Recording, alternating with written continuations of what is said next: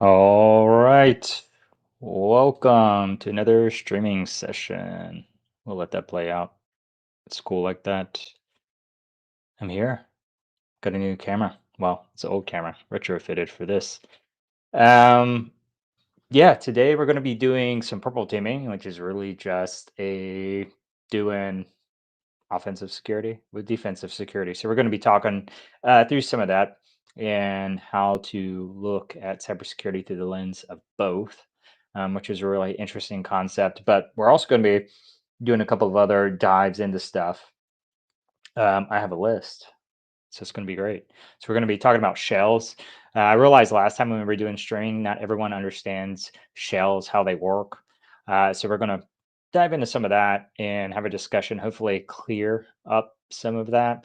Then we're also going to be talking about file transfer, which is a very good skill for um, for you budding hackers out there. But we'll look at all these from both sides. If I can find a Windows box in here, we'll look in the logs and take a peek, see what it looks like to the defender. So you get that purple teaming aspect. One other interesting thing that's different today is that we're switching to hack the box over try hack me. Um, and the reason why I'm doing this is because I've noticed that everyone that I've told to utilize the built-in labs in try hack me, they are slow and they suck, and I utilize them too. And I tested this with a friend of mine this week doing hack the box, and yeah, they work great. The ones built into that, so we'll be utilizing those. And one other thing is my dog wants to say hi. He's howling back there. But one other thing is that we'll also be. Let me shut my dog up real quick. I'll be right back.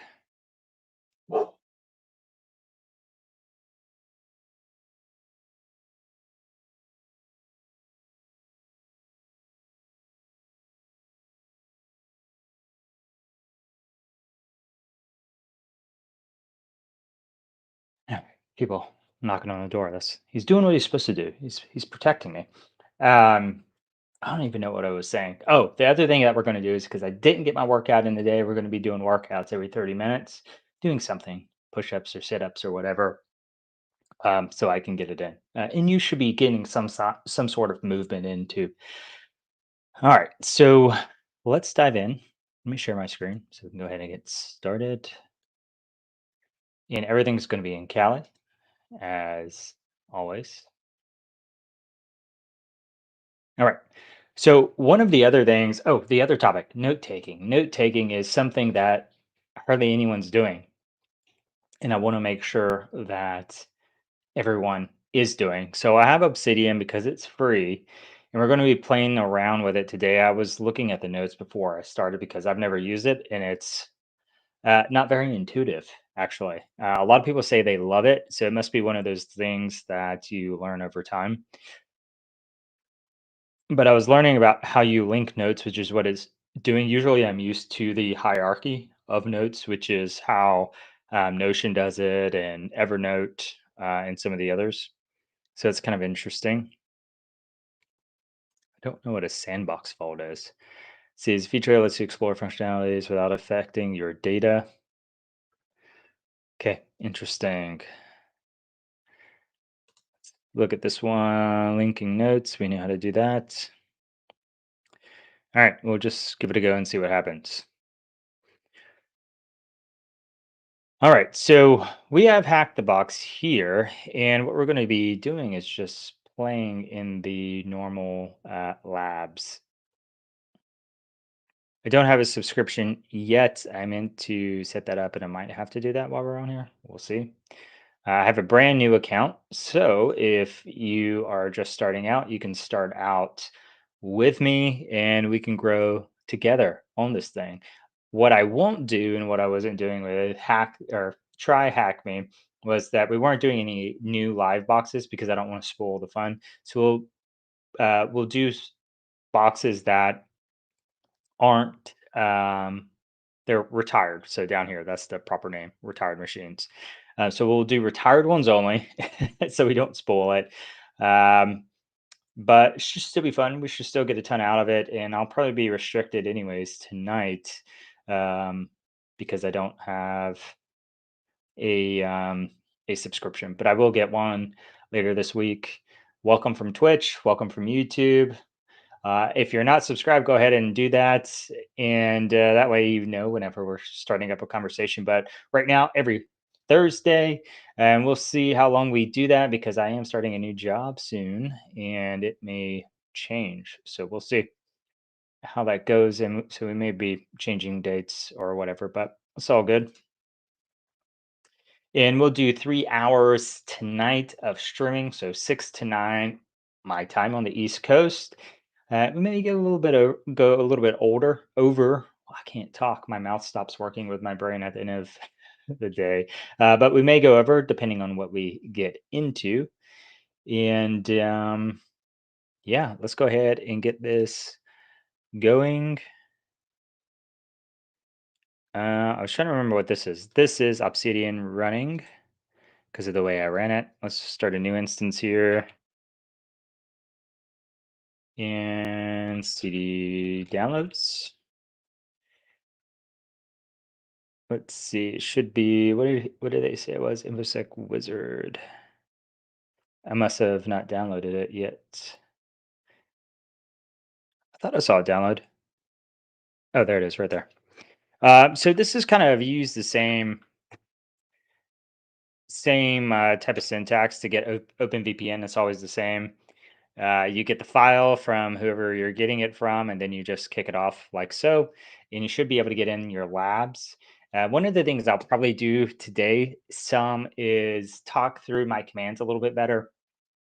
Catherine, who's been on here a couple of times, has struggled. I mean, she's very new, and I suspect many of you may be very new where you're not feeling super comfortable in the command line, which is a whole different world. I remember how it was when I started. You're just having to Google everything to figure out how to do it, and it can be stressful.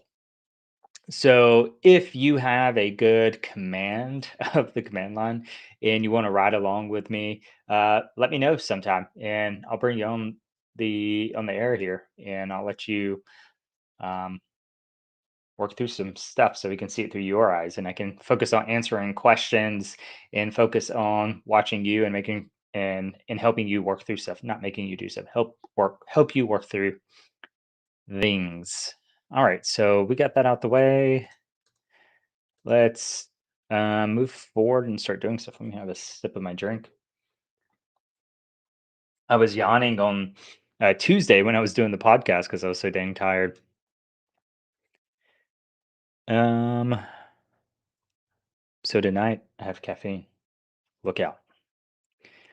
All right, so yeah, let's walk through the beginner stuff because I'm very curious what's changed since I've been in here. So I haven't been in Hack the Box for a while. I was hanging out and Try Hack Me because it generally is better for new people.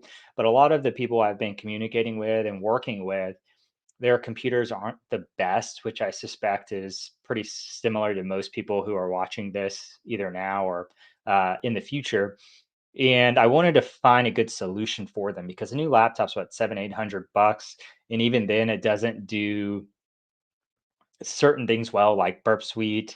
Um, doesn't do Bloodhound very well. They just eat up memory, and when it's in a virtual machine, it struggles there as well. But this allows you to use someone else's computing power, so you don't need computing power, which solves that whole problem. So it's awesome. Let's look at what it's doing here. So beginner friendly. Yes, perfect.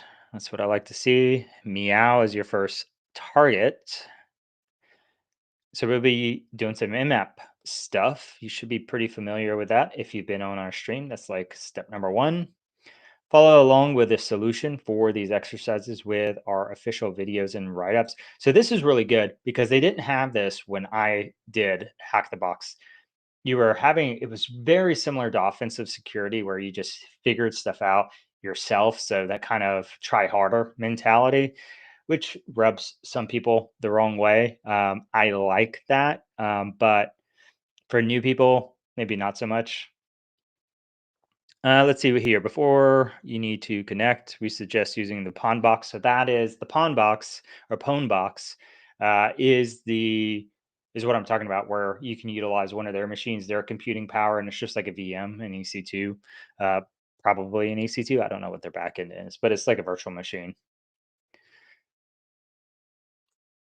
Great. Let's see. Connect using your own VPN. We're connected. Wonder why it's showing I'm offline. It's probably a different system. Maybe we have to do a different download every time. That's okay.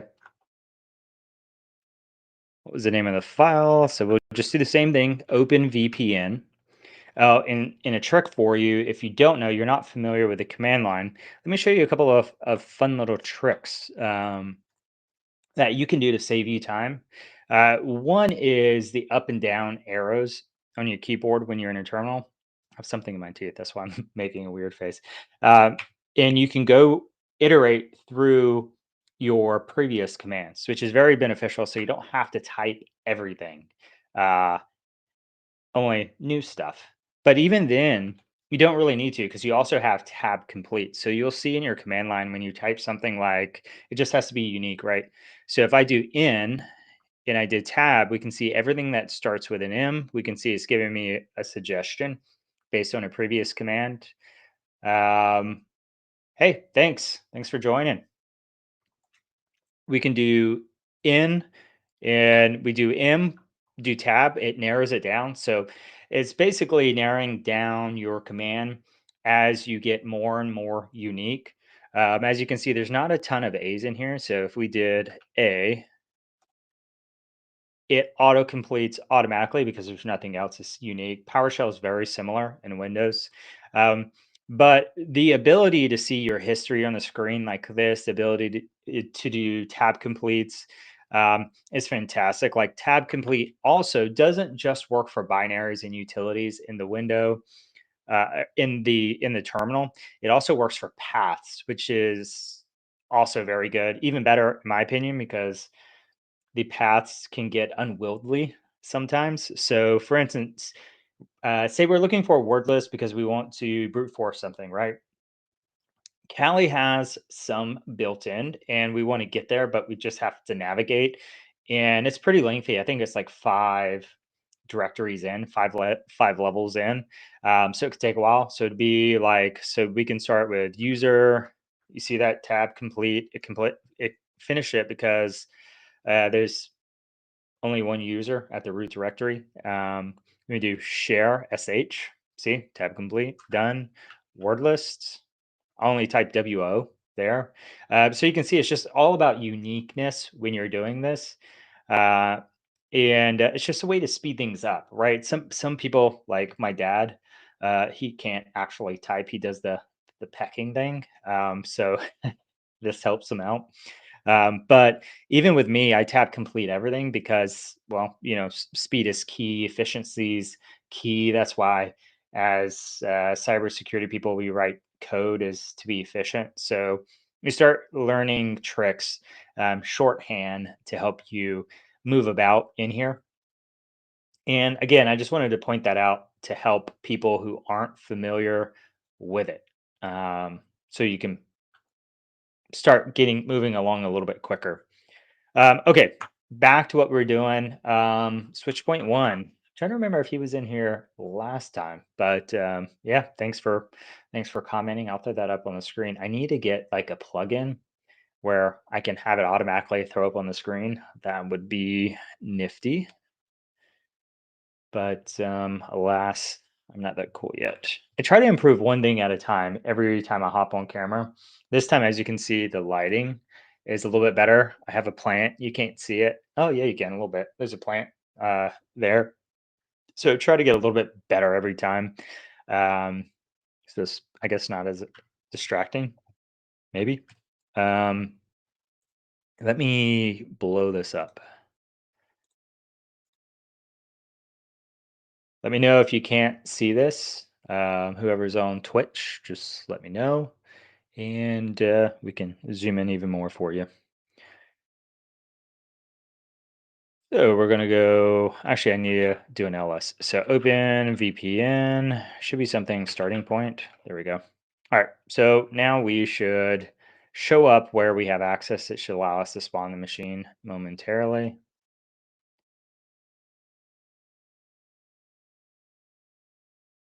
Maybe. Let's see. See what it's doing. Should be good. It may need us to refresh, perhaps. Yep, there we go. So it's maybe it just took a little bit to get going well, or to be able to pick it up.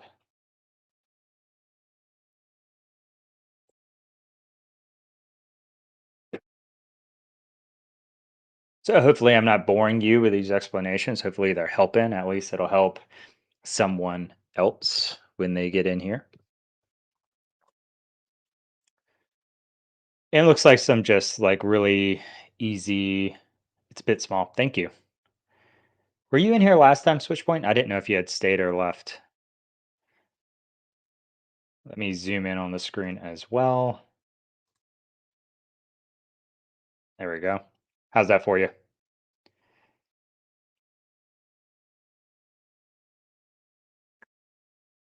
All right, so this should be pretty easy. Well, let's point out what we're doing here. So we do have a walkthrough. We have our IP address. So this is our target. And this is what we'll be focused on in this one specifically. I guess once we get a VM, like a proper one up that we can target and get a foothold on, we'll work through some stuff. So like maybe Fawn. VM, what does it mean? Virtual machine. So it's a machine within a machine, almost like Inception. Ah, well, welcome back. Feel free to lurk all you want. Feel free to ask more questions too. So it should be pretty simple. I said machines. Let me just wants one. There we go. What tools do we use to interact with operating system in order to issue commands via the command line, such as the one to start our VPN connection? It's also known as a console or shell. So this is probably terminal. So that's what they're asking about is this thing. This is the terminal here. Um, and Windows has a different name, but I think maybe generally everything is considered a terminal. I would think command line is like what we call it in Windows, though, but maybe it's a terminal. Um, let's see. What servers do we use to form our VPN connection into HTB labs? Probably Open VPN. What tool do we use to test our connection to target with an ICMP echo request? So this is actually a tricky question, um, because I don't actually think Linux does ICMP echo without specifying. I'm pretty sure it does a TCP packet. Let's see, ping in Linux.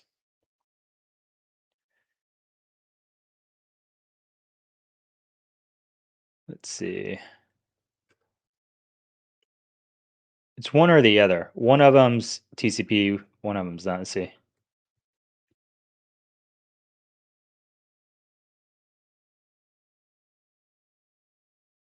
Let's see.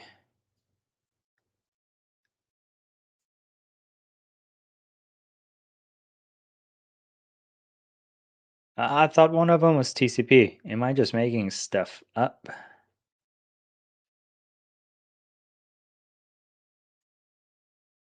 Let's see.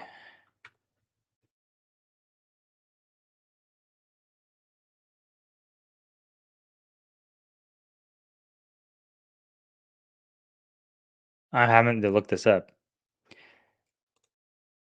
because I could have swore there was a difference.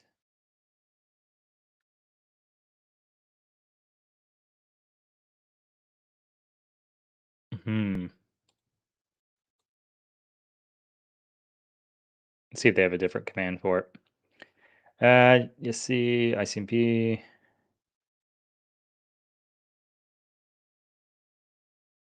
It's TCP trace route. That's not what I'm looking for.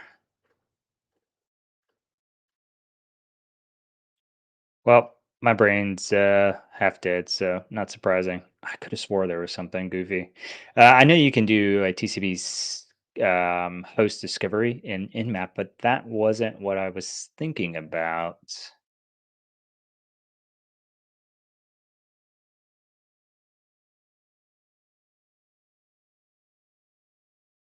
Hmm. Oh well. Oh well. Let's see. TCP IP, but it's still ICMP protocol. Okay. All right. I'll shut up about that. Ignore me. Ignore that whole last section. All right. Ping. Let's see. What is the name of the most common tool for finding open ports? Nmap is the most common tool for sure. There are very many. You can even build your own port scanner if you'd like to. So feel free to. Sometimes people utilize that as a introductory exercise for different languages. If you're learning something, could be like C, or well, C might be kind of a pain, but like C sharp, Python, Ruby, you name it, even PowerShell. Pretty easy to do, but you know what the functionality is, so it's just trying to figure out the syntax in that language. So could be a cool exercise if you're trying to find a project that you can code. Maybe think about that. Let's see this next one. What service do we identify on port 23? Do we know what that is? Maybe. It should be one of the ones that are on your Sec Plus, Net Plus certifications.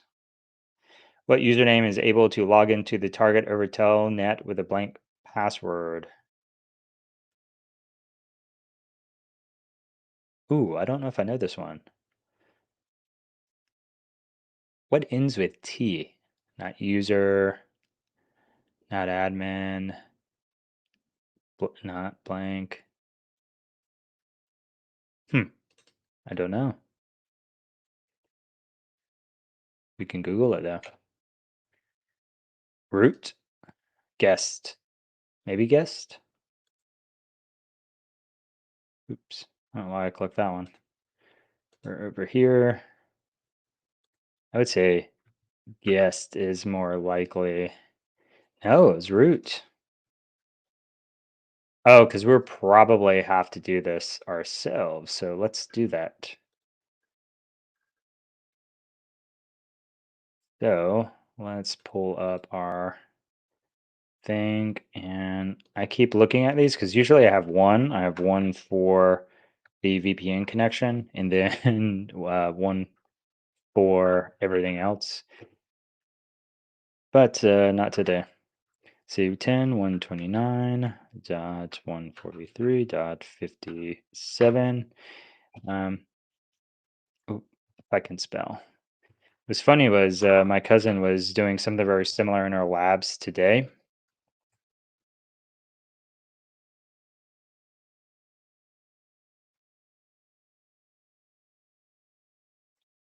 And oh, there it goes. It's just a lag. So we'll give a second to make the connection. And she was kind of doing her first interacting with services. And I need to zoom in. I need to just set like a default in here. I should look up how to do that. And that's not going to do anything for this window. I could probably do that in my user profile a bit. So this is where we would try to do what we're doing, which is to guess username and passwords. And so we can see it didn't work. So I will try guess because that was what my first one was. And for a blank password, blank meaning it's completely empty, not the word blank. We just hit enter. So that one didn't work. So we can try root. and that worked. So it didn't even ask for a password for root. So this is obviously our answer because it did exactly what we thought it would do, which is it let us in without doing a password. So we can successfully put in root and we should have an answer. And now it wants us to find a flag. Now that we have a shell here. And with this, some basic utilities. Let's talk about some basic utilities here. We have a couple of things you want to learn if you're starting out. Things such as how do I list a directory, right? So most of us have trouble transitioning from using a user interface, a GUI, a GUI, and we're used to just clicking around at stuff and looking at it and not using a black box like we have here on the screen. And so there's a little bit of a learning curve there. And what we want to look at are or what we need to understand are tools that allow us to do the things that we're using the UI to do. So in this case, like I used ls, ls is just going to print out every file that's in the directory that I'm in.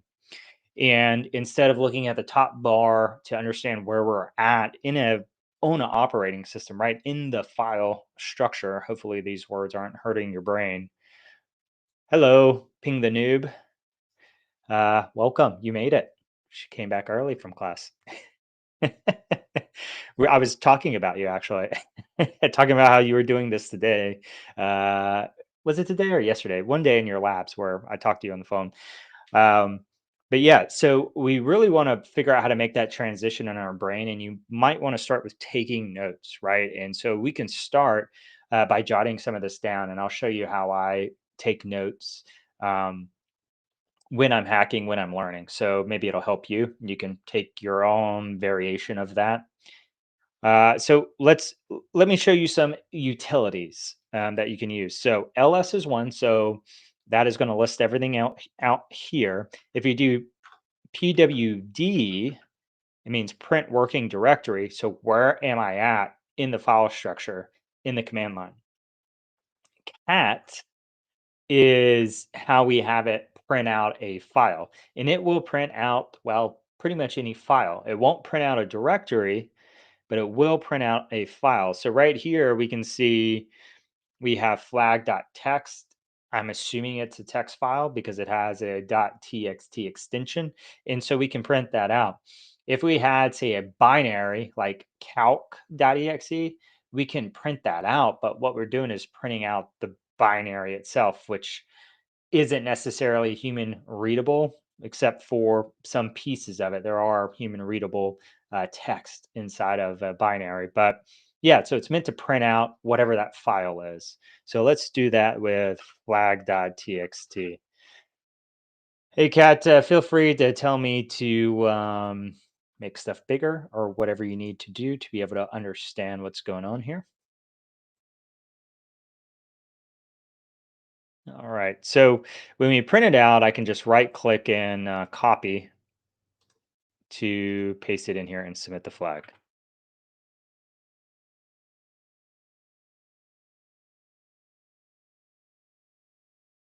Yeah, mine's way better than PowerPoint form. So, Kat just started her classes for the semester, and she's doing some hacky stuff finally, which is great. Um, Yeah, I mean, it helps. Uh, if you would like to start up Hack the Box and log in, you too can follow along. So I'm not even signed up for it, so I'm just using free. So you can do the same, and I actually encourage you to do that so you can get some reps in tonight, and just try to follow along and ask any questions, and I can bring you up on this as well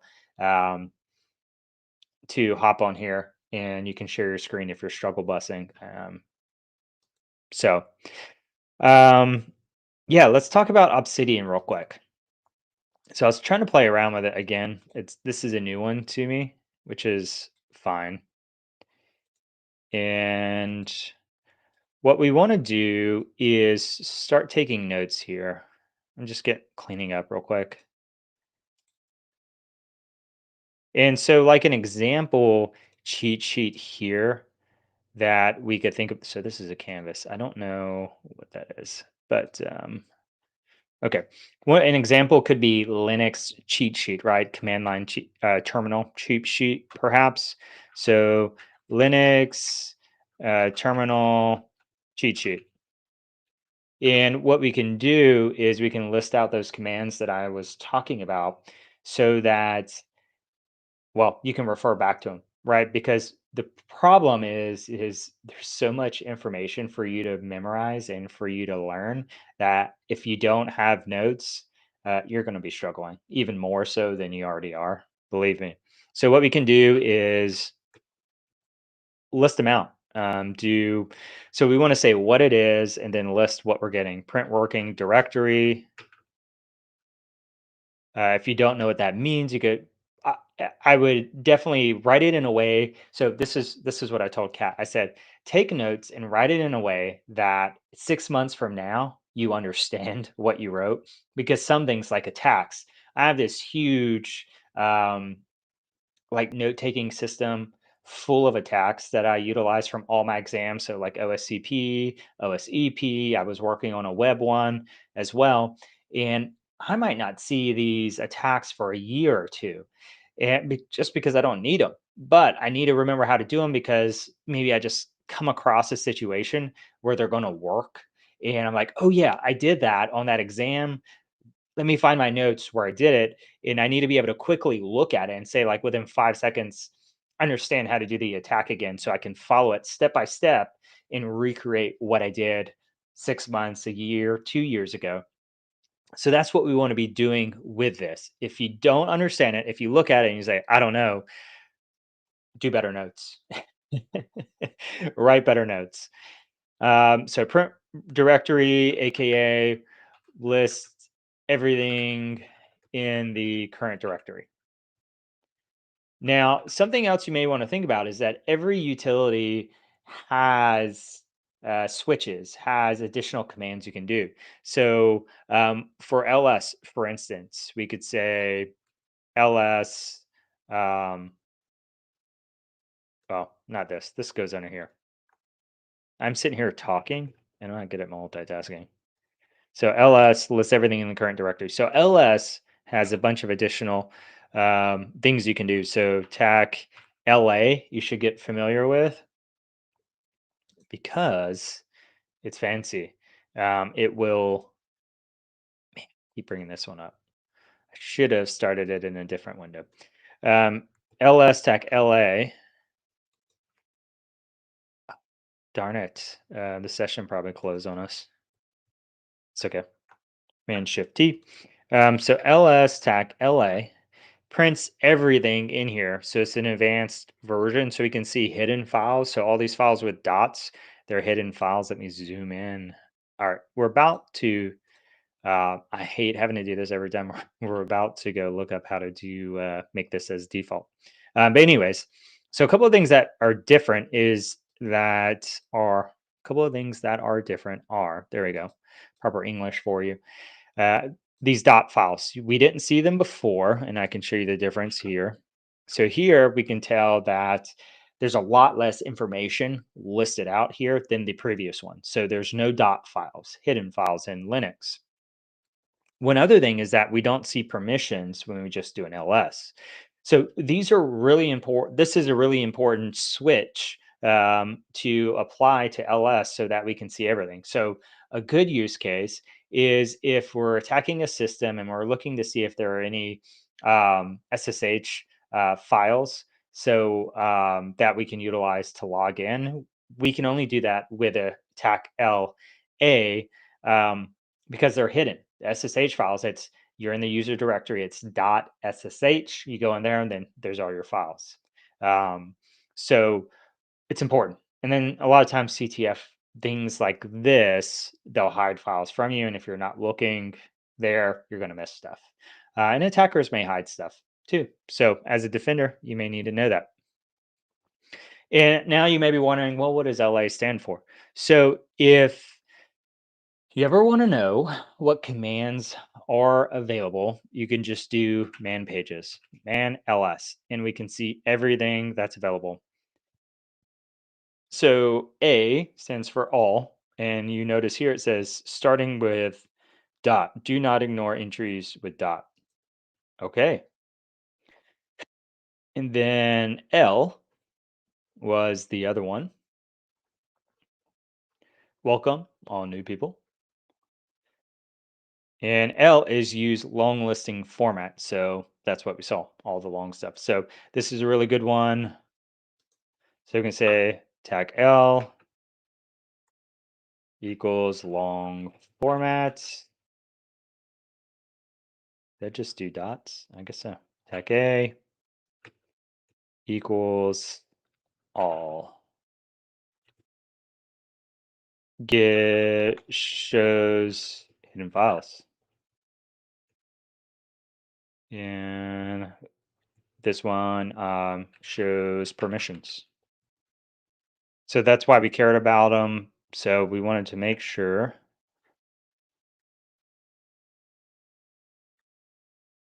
that was bothering me. So we want to make sure we understand what the utility is of that command. So that's why I did that.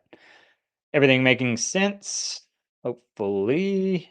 Now, let's see if we can figure out how to set the zoom.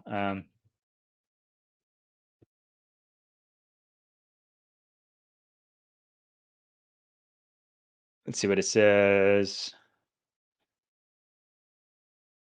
All right, let's give it a whirl. So this, what did it say? Edit. That's not one. Keyboard shape. Actions. Well, none of that helped me. Preferences, maybe. Appearance. Ooh, we can change font. So let's do that. How big do we need to be? How's 18 look? Does that look good? Hey, that's massive. Okay, that should work. If you can't read that, we need to get you some glasses. All right. All right. And something else to point out there. So we did read instructions here. So it says you may be like, I'm using the arrow key to go through this. And you're like, I'm hitting escape. It won't leave. How do I get out of this? Read the instructions. Hit Q to quit. There we go. Okay, so we got some note taking going on. Let's add some of our other commands here. Cat print file contents. There we go. So there you go. So we're taking notes. I'll try to add some more to these and hopefully save them, and we can go back to them in future episodes and maybe just have a big list so I can show you actually how beneficial it is as we figure stuff out. I think we're done with that specific one. So we can move on to the next one.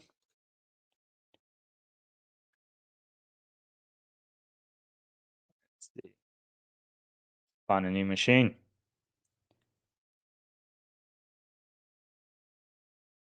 Um, yeah, so just start getting familiar with these. With Kat today, I was showing her, she was trying to get something to work with Telnet and it was being annoying. And so I said, just use Netcat. And of course, the syntax is different. Well, it's close to the same. Um, so, how to explain that, that would have been something good to take notes about. We also did a goofy thing where we formed a proper web request through the terminal, which is different, right? Using like the browser, it's easy. You just type it in, everything's handled in the background. But when you do like a web request using Netcat or Telnet, you have to build the headers and form a proper request yourself. It's a manual request. So that's one thing. And it's just all these little things you start learning as you start building onto kind of your knowledge set. All right, so let's go through this like you would, and look these things up. So basically, Google, and Google is going to be your best friend, and the reason why is because if you're in the SOC, if you're pen testing, you need to look up stuff all the time. So it could be, what is the format for this log? How is this thing supposed to operate? Whatever it is, you're going to be Googling all day because every environment's so different and it's impossible for us to learn everything. So I like to say we are well paid Googlers. Looks like we have a question here in chat. Welcome, Rover2. Yeah, I'll sound it out like that. So he's asking, or she's asking, they're a 37-year-old paramedic currently on leave. I've been self-studying cybersecurity for the last 6 months. Thanks for your education. Just came across you recently. Well, welcome. Feel free to ask any questions in chat, any questions in any videos you watch. Always happy to answer and make stuff more approachable for people. That's really all I'm trying to do is help people. Because I mean, I know a lot of people in similar situations where they've been studying for months, maybe a year or two, and they're just trying to wrap their mind around it. And it sometimes it feels a little overwhelming. That's okay. Just maybe finding someone else that can explain it different may help. So, I mean, welcome to the community. Happy to have you. Let's see. Let's see. We were typing. What does what is it, FTP? FTP stand for? What's great is we have AI to answer stuff. A lot of stuff now. Hey, there's our. They got us early today. Um, yeah, AI to answer stuff. So let's see. So we can just copy this. We'll throw it in here.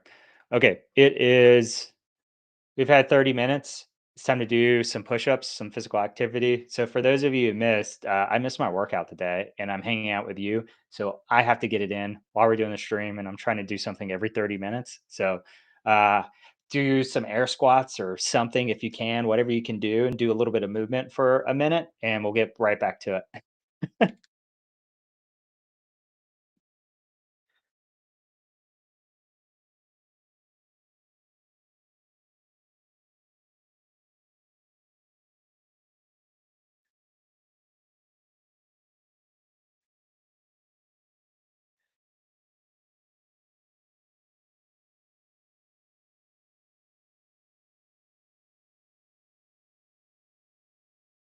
All right, 20 push-ups.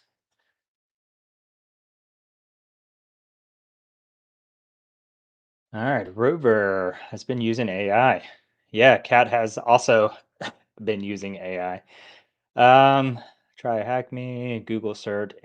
How did you feel about the Google certification? I know Ben likes it. I do videos every month or so with him. But how do you feel about it? And what is Labex? I've never heard of that. I gotta catch my breath.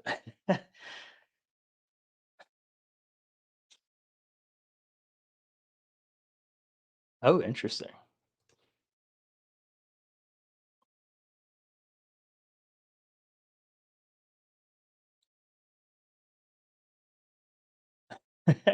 Good stuff, Cat. Oh, good. Oh, wow, this one drops you right in. Some good stuff here. Cali for beginners. Sweet. Privilege escalation. Nice. Let's see what kind of labs it has. All Linux, though. Looks like all Linux Privesk. Not bad, though. Hmm. Cool. Yeah, it's not too bad. Yeah, it's so funny. I've been working on I'm gonna put it up on a website. I got to build one again. I used to have one when I was doing the Cyber Union, probably like 5 years ago. Um, but I'm working on trying to find the most time efficient path into cybersecurity. So, and also cost effective. So, Cost and time, right? That's the key. Everything's a time trade-off. There's so much to learn. So I'm building that, and I'm hoping whenever people are doing certifications like this, that I've never heard of, I'm gonna try to bring them onto the podcast that I have. It comes out every 2 weeks, and have them tell me about it. Like, why do you like it? Why is it so great? What did you get out of it? And start trying to, yeah, just find the best of the best out there. Yeah, sounds good. Always love lab rats. Oh man, y'all are active today. Let's see what's going on. What did I miss here? What are you on, and are we supposed to be doing it along with you? Cat, you missed it. I said it earlier. No, I'm kidding. Hack the box. Hop on Cat. Get on Hack the Box. It is free. I'm not paying for anything at the moment because I forgot to pay for it. But so we're just doing the free stuff, which means you can do it as well. And yeah, let's see. All lab, not much for theory, more on the doing. Yeah, you learn a lot better just with the doing. If you've gotten through like the Google certification or like Sec Plus level stuff, you just need to be doing after that, because there's only so much theory you can take in before you actually need to start doing to make it make sense. All right, let's see. Let's see if we got a connection. I think we're no, we got our answer. I'm all over the place. Uh, right here. This is what we wanted. So hope. Oh, we already answered it. Um, y'all are distracting me. It's a good thing. It's a good thing. Um, let's see. We can use this window. So FTP is actually on two ports generally, but what port is FTP? And 21. So should be 2021. At least that's what I remember. There it is. Port 20. I was right tonight on this one. The TCP thing was wrong. Um, yeah, so if you don't know about ports and protocols, that's one of the things that you would learn in a Sec Plus level type thing. And it's super important, especially if you're looking at network penetration testing. Even as a defender, even if you're doing endpoint defense, you got to understand how that works, because every attack is going to be somewhat network based, right? Because they have to connect to a system in some way. So that involves network, that involves protocols and all that. So you need to understand this stuff.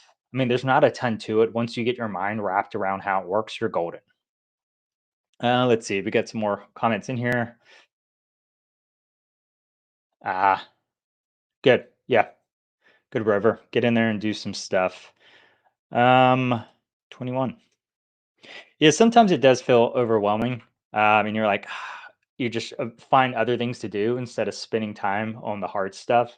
And it's just life, right? Like, there's a saying, eat the frog, right? Do the hardest thing first, because most people would just do all the little stuff first to feel like they're making progress, but really they maybe need to be doing the hard thing because that has the biggest impact on whatever they're doing. Let's see. FTP data in the clear without any encryption. What acronym is used for later protocol design to provide similar functionality to FTP, but securely as an extension of the SSH protocol? So this should be secure FTP, but we can put the question in. And I definitely encourage you when you're doing this kind of stuff, not research, but read the information and make sure you understand everything you're reading. I definitely don't encourage you to just copy answers out of this. This isn't school, right? There's a difference between what you did in high school, what you do in college, like your boring classes where you're just trying to get through the work. No, you need to know this information. So I encourage you to make sure you understand what you're copying out of here because it is important. So there you go. So the protocol designed to provide secure file transfers as an extension of SSH protocol is SFTP, which stands for Secure File Transfer Protocol. And these are all ones that will like SSH should be in an entry level interview. It'll be on an exam, FTP, HTTP. All these fundings will be on exams. They will be in interviews. I've been in the industry a decade now. These things still come up on exams. What's crap is when they start asking you obscure ones, like at the higher levels, like, I don't know, dude. Like, I'd Google it. Let's see. We got some more comments for sure. Let's see. For sure. And seeing the pros, Google, not know stuff, mess up commands. Yeah. I mean, there's so much information. You're just not going to memorize it at all. Especially like for me, I'm gonna mess up all kind of stuff at the end of the day. I've already worked. What do I wake up? Probably six. No, not today. I didn't wake up 6 today. Yesterday I woke up at 4. Today I was up at 7 maybe. So 7 to 6. So it's been 11 hours, and then I'm on here for 3 hours. My brain's dead. So uh, it happens. And if you're doing midnight shift, your brain's going to be mush uh, when you're doing stuff. Um, yeah, good rule. Good rule. Don't paste a command you don't understand. Put that in your book. Good job. Good stuff, Rover. SFTP. Pat, were you able to log in and create an account? Let me hear from you.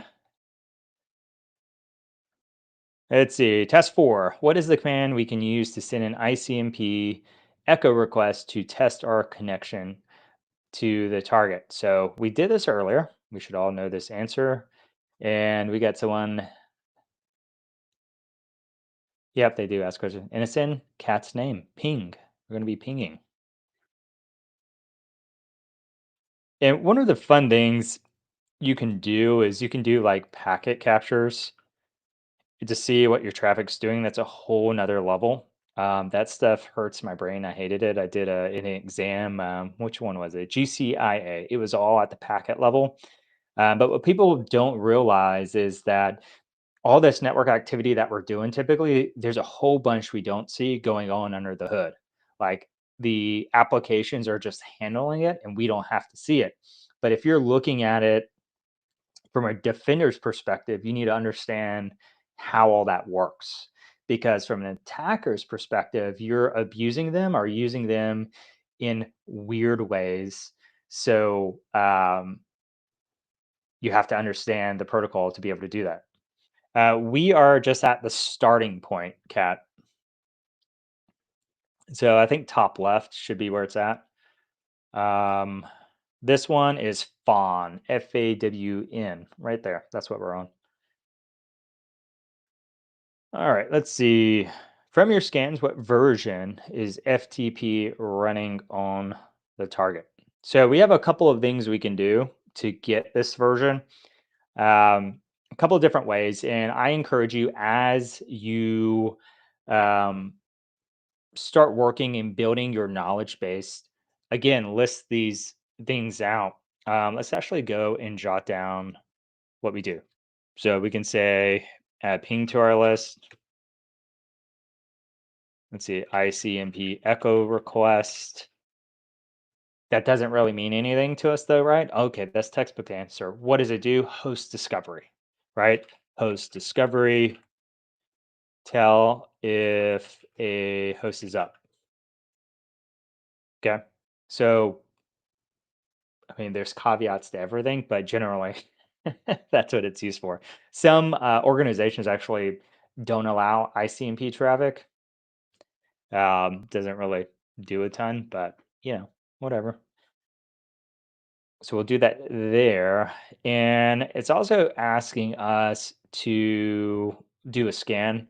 So we can either try to connect to it via FTP to see if it gives us a version, or we can try to use Nmap, which it talked about earlier, where we're doing scans and see if we can elicit the version number that we're looking for. Now, for those of you who are new, this is all part of the beginning of the attacker methodology where we need to do discovery. We need to kind of poke and probe our target before we open that door. We're just kind of walking. Think about it like a target as a building. And before we go in, we're going to walk around it, maybe jiggle a handle, mess with a window or two, see if we can get in. So that's essentially what we're doing, but from a digital perspective. All right, so we're going to scroll up. Maybe, okay, yes, it highlights. Beautiful. We're going to highlight this. So it said scan. So we have to sometimes do some interpretation. So let us do a scan. So we're going to say in map, and we're just going to put the IP address in. Now, I was curious to see if it responds quickly. We were seeing in Try Hack Me Labs, THM, yeah, Try Hack Me Labs. I was doing the acronym in my head, where it was super slow and sluggish. Another thing I hated about those labs. And this one was super responsive, very fast. But what we do see here is we don't have a version number. Sad face. What we can do is let's one take a note about Nmap. We'll probably just do a bigger section down here. Nmap, and we'll say basic syntax. Just do it like this, Nmap, IP. And try to figure out like how you want to do like insert in your notes. Some people do it like this. Some people do it like maybe this. Just depends, whatever you want to do. Doesn't really matter as long as you can understand your notes. You're golden. Um, and now we want to try to figure out how we can elicit a version, right? And we can do that by again looking at our man pages, man in map, and it'll break some stuff down. I'm using my wheel or my mouse to scroll through this. You can use your keyboard, the down arrow, do the same. Um, so we have a tag A here. It's showing where things have version numbers, which is what we want. But if we review, we should see a switch that has talks about service version info. So probe open ports to determine service and version info. That is exactly what we need. They did A up there, and A is just enable OS detection, version detection, script scanning, and trace route. So it does do what we're trying to do. It just does a lot more. No, I actually didn't do a pwn box. We can try that. So we'll quit again using my up arrows, and we'll use dash S V. Stuff is case sensitive. So keep that in mind whenever you're doing command. Almost everything is case sensitive. I think the only place that it is not, PowerShell isn't case sensitive. Um, I can't think of anything else that's not case sensitive. So we have the version here. So we actually have the type of FTP. So there's different tools running FTP. So it's like saying, what type of car do you have? Do you have uh, a Toyota or whatever? That's pretty much what this is. This is VS FTPD. You will see other ones in here. And our version is specifically 3.03. I am going to try to do one of the boxes after this, so we can see one of the poem boxes. Let's see, we need the whole thing here. So let's add it. Oh, it's almost time for some exercises. Now it's asking for operating system. We can look that up. So we can do, let's add this to our notes.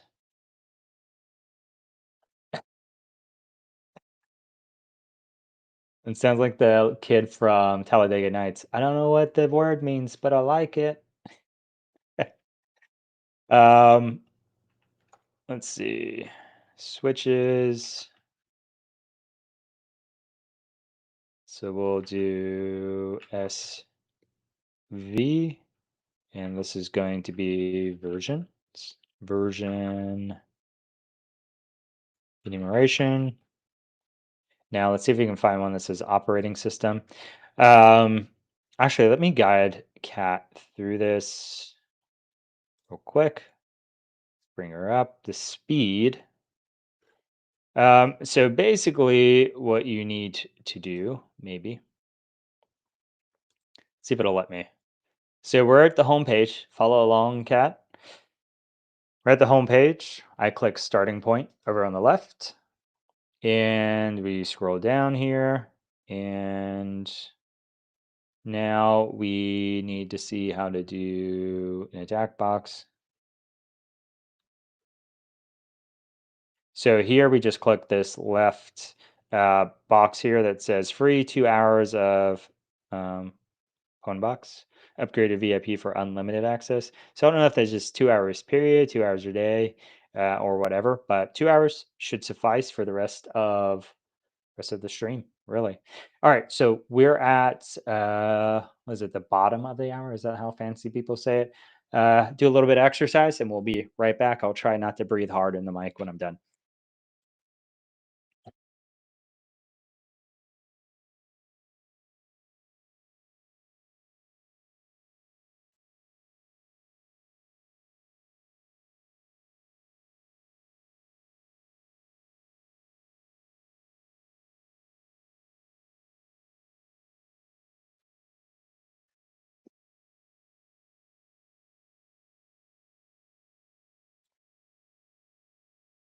My hair is wild.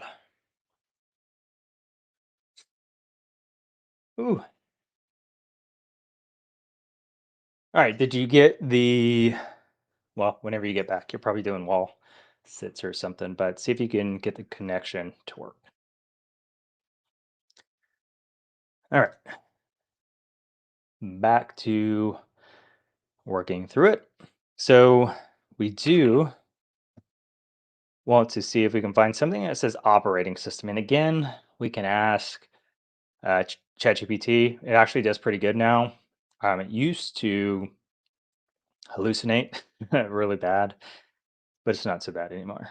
So I know what it is. It's going to be dash O. But if we didn't know, we'd scroll through here. We have OS detection. There's a whole section for us. And this is a capital O, not a lowercase, not a zero. And we can add it to our previous command. They stack up. So you can do as many switches as long as they're compatible. And we have our details here. Let's see what the question is. What type of OS is running? So what's going to throw you off is that this says Linux from the OS portion of the scan, and this says Unix. This is more detailed than this. So this is likely our candidate. But I think it wants this though. It did want that because I was counting. It has specific Linux version. I mean, that's just part of the game here where this stuff is like, what do they want? It's kind of annoying, but whatever.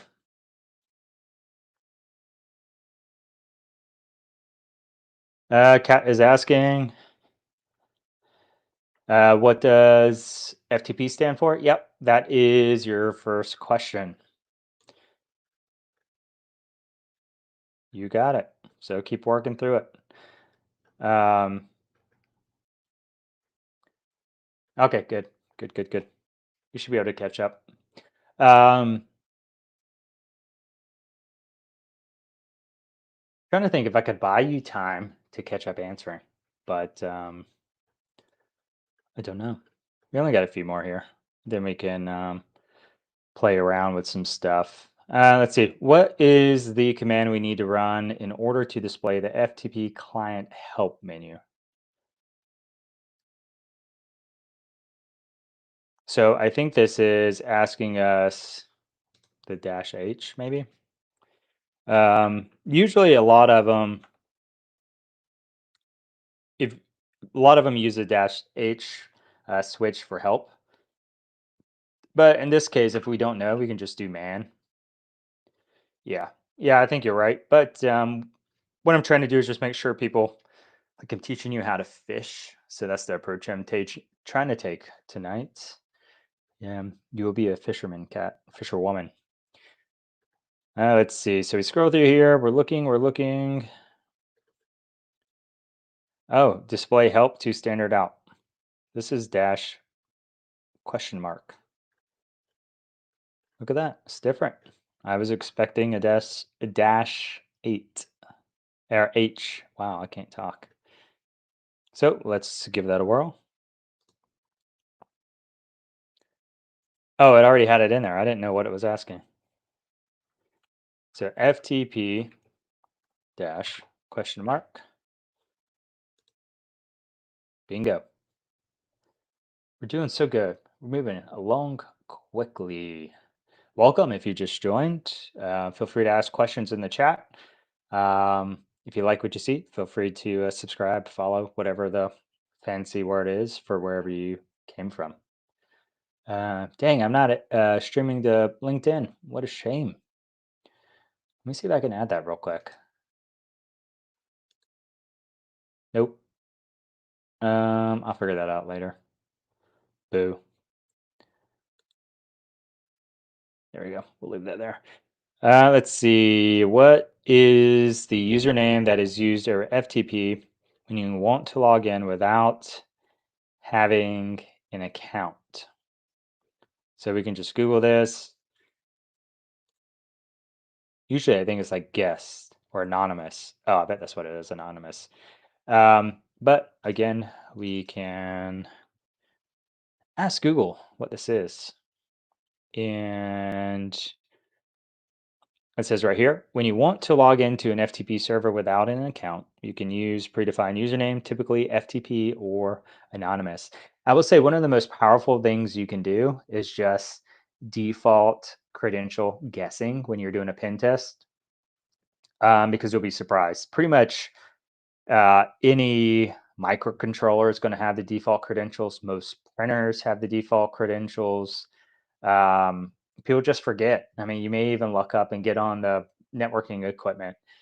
Uh, just is how it is. They do it, they forget, and they never come back. So definitely always worth a check. So I get mixed up with all these screens of buttons. So anonymous, non, Y, most, bingo. All right, what is the response code we get for an FTP message login successful? I forget off the top of my head. So let's do it.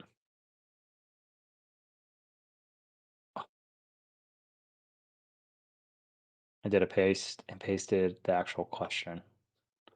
What a rookie mistake. Let's go grab the IP up here. Boom, boom, boom. Copy. And so a lot of these old protocols have like these response codes. You'll see that with like the old email protocols as well, where they have some sort of response where it just says, hey, whatever, successful, almost like a web server. They have the same, 200, 404, whatever it is.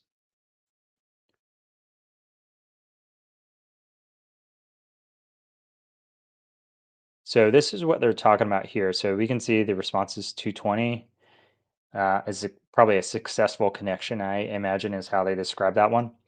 Then we have a 331 specify answer. Then we have, so for the password, I just hit enter, it's a blank. And then we have 230 log on successful. This is what they were asking for. So scroll back down. Is it 230 or 203? I'm horrible. I am horrible with numbers. 230. Here we go. Type that in. Oh, I just read it and I typed it wrong. How bad is that? Let's see, what else we got here? There are a couple of commands we can use to list the files and directories available on the FTP server. One is dir. What is the other? That is a common way to list files on a Linux system. We should know this because we just did it and is the same, but we should be able to just type help and we get a list of commands here. We may be able to say help ls. There we go. So you could do, I wonder if we can do help star. Star is wildcard. No, we can't do that. But you can do a help and it'll list out what these commands are for. And so this is what it's looking for here, ls. This is your Linux variant. ls does not work in Windows, FYI.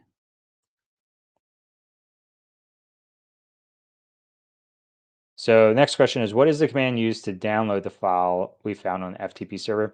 So we could look at the list. It's probably like get or wget or something like that. But we can also, there is a get right there. There's an fget. But we can do like we've been doing, which is, I don't know anything about this. Let's Google it. And we can see get. So we can type that in. And it looks like we need to utilize this command or another command to find the flag, but we can probably do what we did before, which is let's list, and we have the flag here, and we want to be able to, there's no cats. So that's probably why it wanted us to pull it down. I'm looking to see if there's another command in here that may print it to the screen. But I don't see one. This is like SMB client. You can't really print it to the screen that I know of. Always just pull all the things down, and you can do like a mass pull there as well. I'll shut up. Rambling. Flag.txt. Now, in order to read it, we have to get out of our session. So this is something I think you also had problems with, Kat, understanding when we're in a session, when we're connected, when we're not connected, and whatnot. So, and that's kind of the issue with being in a terminal is in a like UI, we kind of understand where we're at, but in a terminal, we're always in the terminal, whether we're connected to a system, whether we're in another program or not, we're always in the same place. But it's important to understand when we're connected, and that's usually, something changes like this. It usually indicates you're in another program, and you just need to pay attention to that because things are only accessible uh, depending on where you're at. So in this case, all the things that we have, like all these commands, they look similar to what we would normally have available in a terminal. However, we're running them on a different system. So we're not running them locally. So if we do ls, we're looking at the remote system, not our system. So in order to look at our system, we need to leave this shell and then run the command again. So with FTP, we want to say bye, goodbye, 221. And then we can do ls. Something to keep in mind is that whenever you pull stuff down from a remote system, it pulls it to whatever directory you were in before you went into your tool, into your other shell. So in this case, we were in my user uh, my user's home path, and so that's where the files went to. But if I was in, say, like downloads and I did a get, it would end up in downloads because it's just going to go where you're at unless you tell it otherwise. I assume you can tell it otherwise. I don't know. But to finish this out, we just do a cat flag.txt and we get our flags. So something to keep in mind too, flags may be of different shapes and sizes depending on if you're doing a CTF or probably depending on the box in here. Sometimes you'll have stuff between curly braces with something in the front of it, and sometimes you just have like a hash. So this is probably maybe a SHA-1 hash, something like that. And they utilize it as well. That's because they're using something unique. So hash, hash it is. Hashes are very unique. Boom, finished one.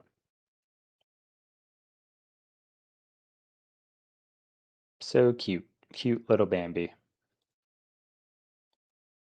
Let's see. Is this a Windows system? Ooh, the next one is Windows. Perfect. It's gonna let us.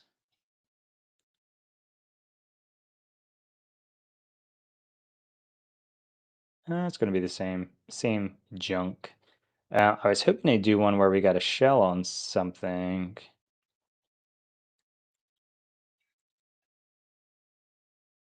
Let's see if this one's. Oh, here we go. Let's see. Redis server.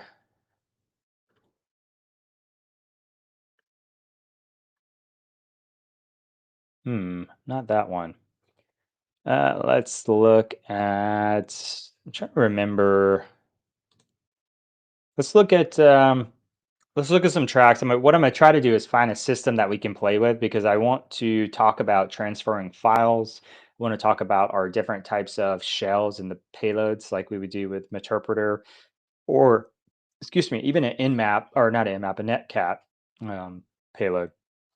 But let's explore. Ooh, I want to do this one day. We should get an ICS and SCADA. I was trying to do that at DEF CON and I didn't get a lot of time. Lots of cool stuff here. I think I did Dante before. There's some AI and ML stuff, some mobile. Last time I did mobile, I was doing, I think it was the NSA challenge. I made it through like half of them or something like that. Then I got busy. Quantum exploitation, that sounds fun. Yeah, let's see what else we have. HTB 8-year birthday. I like their icons. They do a really good job with their designs here. Cyber apocalypse, hack the boo. Ooh, it is about to be Halloween. There's a really good Halloween CTF coming up. 2023. That's cool that they leave their CTFs up so that you can do them. Crest. Someone was trying to tell me Crest was a really good certification. And from my understanding and from me Googling, it's not hands-on. I don't know how it's a great certification if it's not hands-on. Um, that's my 2 cents. All right, so let's go to a machine.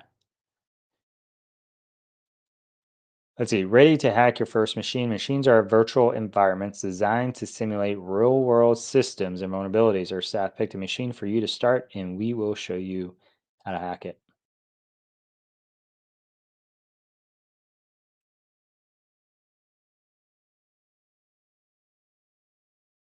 Let's start with CAP. This machine is part of our retired machines. See, this option breaks down. That's cool. They do a guide. I wonder if they did that because Hack or Try Hack Me was kind of still in some of their people because they were more guided approach where they used to not be. I mean, good for them for adapting. I'm already connected, so I shouldn't need that. So we'll join the machine.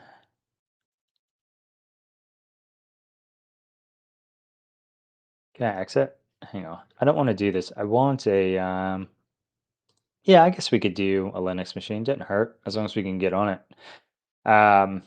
We just do Linux payloads, whatever. All right, so let's go ahead and copy this. So one of the other things I also advise you to do is take a note for every system. So For this one, we are doing, what was it, Sherlock? What was it? Cap. It's Cap. So take notes for all the machines. I used to do this pretty religiously, actually, where I did all my research, like all everything I did was captured. And then, of course, you end up having a bunch of notes you never use, and it was useless. So I kind of, after I'm done, then I curate it to show the actual attack path. Um, and if I did any new tricks, like utilize any new tools or found a new switch or something, I'd either one, create a new page for the tool or add information to a page if it already existed. So basically just capturing all those lessons learned and making sure they were nice and organized so I could get to them again. So we'll do, I'll do an HTB hack the box cap here so that we know. And as we go through this, we'll keep adding notes to it. So do nmap. And what I'm gonna do, because I'm lazy, I'm gonna do a dash A because it did all the stuff we need without me having to do a bunch of typing. And yeah, we'll um, we'll wait to see if it works. It doesn't work. This machine may be starting up. What we might need to do is just ping it to see if it's up first.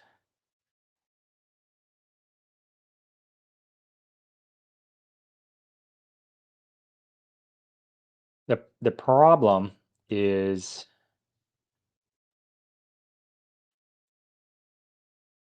that play starting point machines.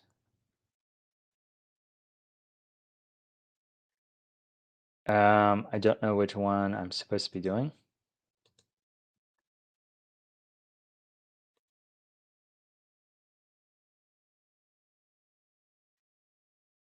Let's see. What happens when I do this off? So this is US free 3. So maybe I need to be on this instead. Okay. So I needed to switch VPNs. I was on the starting point VPN.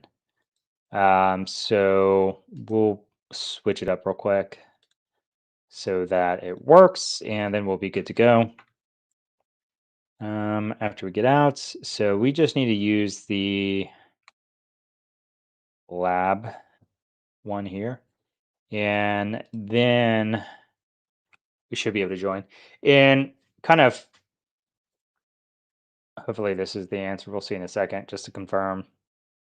Um, I looked up here to see where we were at, and this says US free 3, and this needs to say the same so that we make sure we're in the same um, we have access, because this is why learning about networking is important. Because if you don't understand, it's like a path, right? It's a big roadway, a big interstate. And if you don't understand that, if I'm in Europe, Europe has access to Europe, US free has access to US free, and the starting one has access to starting point, but none of them connect to each other. And if we understand that, then we're like, oh, okay, yeah, that makes sense. That's why Mike couldn't connect to this other thing while this one network while he was on another network. It makes sense. So just want to make sure everyone's tracking, and we can see here we're getting pings back now that we're actually on the correct network. So very important to understand. This is very important to understand too when you're doing these larger scope networks where um, you're like, okay, I'm trying to reach this other network, but I can't reach it. Why? Well, you don't have access. You need to compromise a system that's living in both areas, and that will allow you to get to that other network. So learn networking. All right. So, and there's other, like if you're doing blue team stuff, it's very important too, because it'll help you understand where an attacker's coming from. Like I've seen some interesting attacks where there's like an SSH proxy, like backdoor or reverse proxy setup, allowing the attacker to get in from the internet. Like he set it up basically a backdoor to get right back in. Um, and if you didn't understand how that worked, you may just be prone to saying, "All right, we think we kicked the hacker out. You missed that one, and you reset the credentials, so the attacker shouldn't be able to get back in." Right? Wrong. That has nothing to do with the SSH reverse shell. Hey, welcome. You made it. So that's just something to keep in mind. We need to understand networking, how it works. Goonicorn? Is that what we're working with here? So we have the question is how many TCP ports are open? Um, so unless they have some ones that aren't in the top 1,000, the answer is going to be three. So my guess is there may be other ones, and we're going to get it wrong. No, we got it right. Okay. And why I say that is when you do this default scan, like I did, right? You're not scanning all the ports. You're not scanning any UDP ports, maybe. You're definitely not scanning all the TCP ports. And the only way to do that is with a dash p dash or you specifying the whole range of ports. Oh, awesome. Well, we are happy to have you. Um, however you got here. Hopefully traffic's treating you all right today. We're just in Hack the Box. So I think last time you were with us, we were doing Try Hack Me. So I switched up. We are now in Hack the Box doing stuff and having a good time. Let's see. All right. Next question. After running a security snapshot, the browser is redirected to a path of the format, blah, blah, blah, where ID represents the ID of the scan. What is the something? I have no clue, honestly, what they're talking about here. So, um, there's port 80 open. So they're probably referencing whatever's going on in this web server. So let's go and see what it's doing. Okay, so this is what it's talking about. So after doing a security snapshot, so I guess let's work through doing a snapshot. It'll take you through what? Something ID, where ID represents the ID of the scan. What is the something? Let me get rid of these tabs.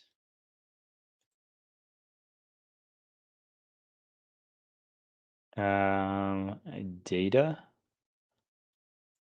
IP. So I'm trying to figure out how to do an actual scan. So this is just downloading. 2 minutes until it's time to get a little workout in. So I'm going to say this is data. Okay, I was right. So what they're talking about is this right here. And this is the ID field they were talking about. Are you able to get to another user to other user scans? Yes or no? I don't know. We could try like 12. So this is called an IDOR, what we're doing here. I don't know if this is our scan or not, but we can get to scans. See if there's a zero. We're counting like a computer. I would say yes, maybe. I just can't tell though. Like that's a weird question because it doesn't tell me who owns these scans or who kicked them off. I can just tell I can get to them. So an IDOR is an indirect object reference, and basically what that means is, and why you've probably seen this change quite a bit up here. Good night, Rover. Thanks for joining. Hey, you knew a word. Good job. Basically, what it is um, even if we don't know, we see something, it looks predictable, it's pretty small, and we can just go through it. And even without the access, we can get to it. So in this case, they're saying all these other ones are other people's accounts. So it's an IDOR. And what you're seeing nowadays is that we have rate limiting in web applications, so you can only do so many guesses in a row without being blocked or throttled, like limited, like slowed down, like quicksand. So if you see something like Cloudflare, Cloudflare may like say, "Hey, you're asking too many things. Stop it." That's one layer of defense. Two is that instead of having like a 3 or 4 digit number, it may be like 20 or 30 digits to make it much more difficult for you to guess where you really do have to brute force it. That's one, but also they do some kind of access checks to make sure you can access whatever it is you're trying to access. So a couple of different security tools in place there now. What is the idea of the PCAP file that contains sensitive data?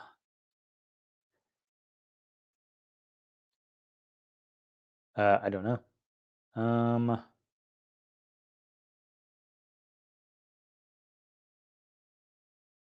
this is so weird. Like, what does it want me to do? Brute force them all? Um,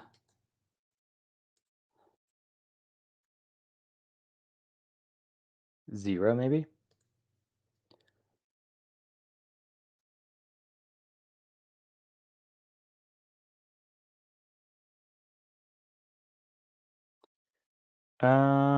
Let's see.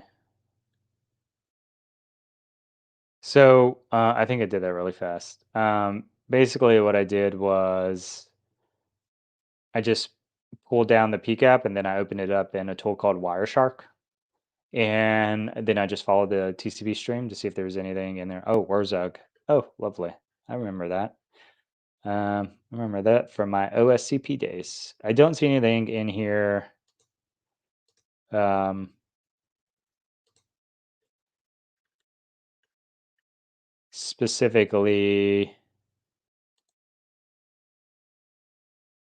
sensitive, but there may be. Ah, here we go. So 0. There's a password, so I would guess that that is bad. So FTP, Nathan, password. So we'll say the ID is 0. And 7:32, let's take a quick break, get a little exercise in, a few minutes of exercise, and we'll get right back to it.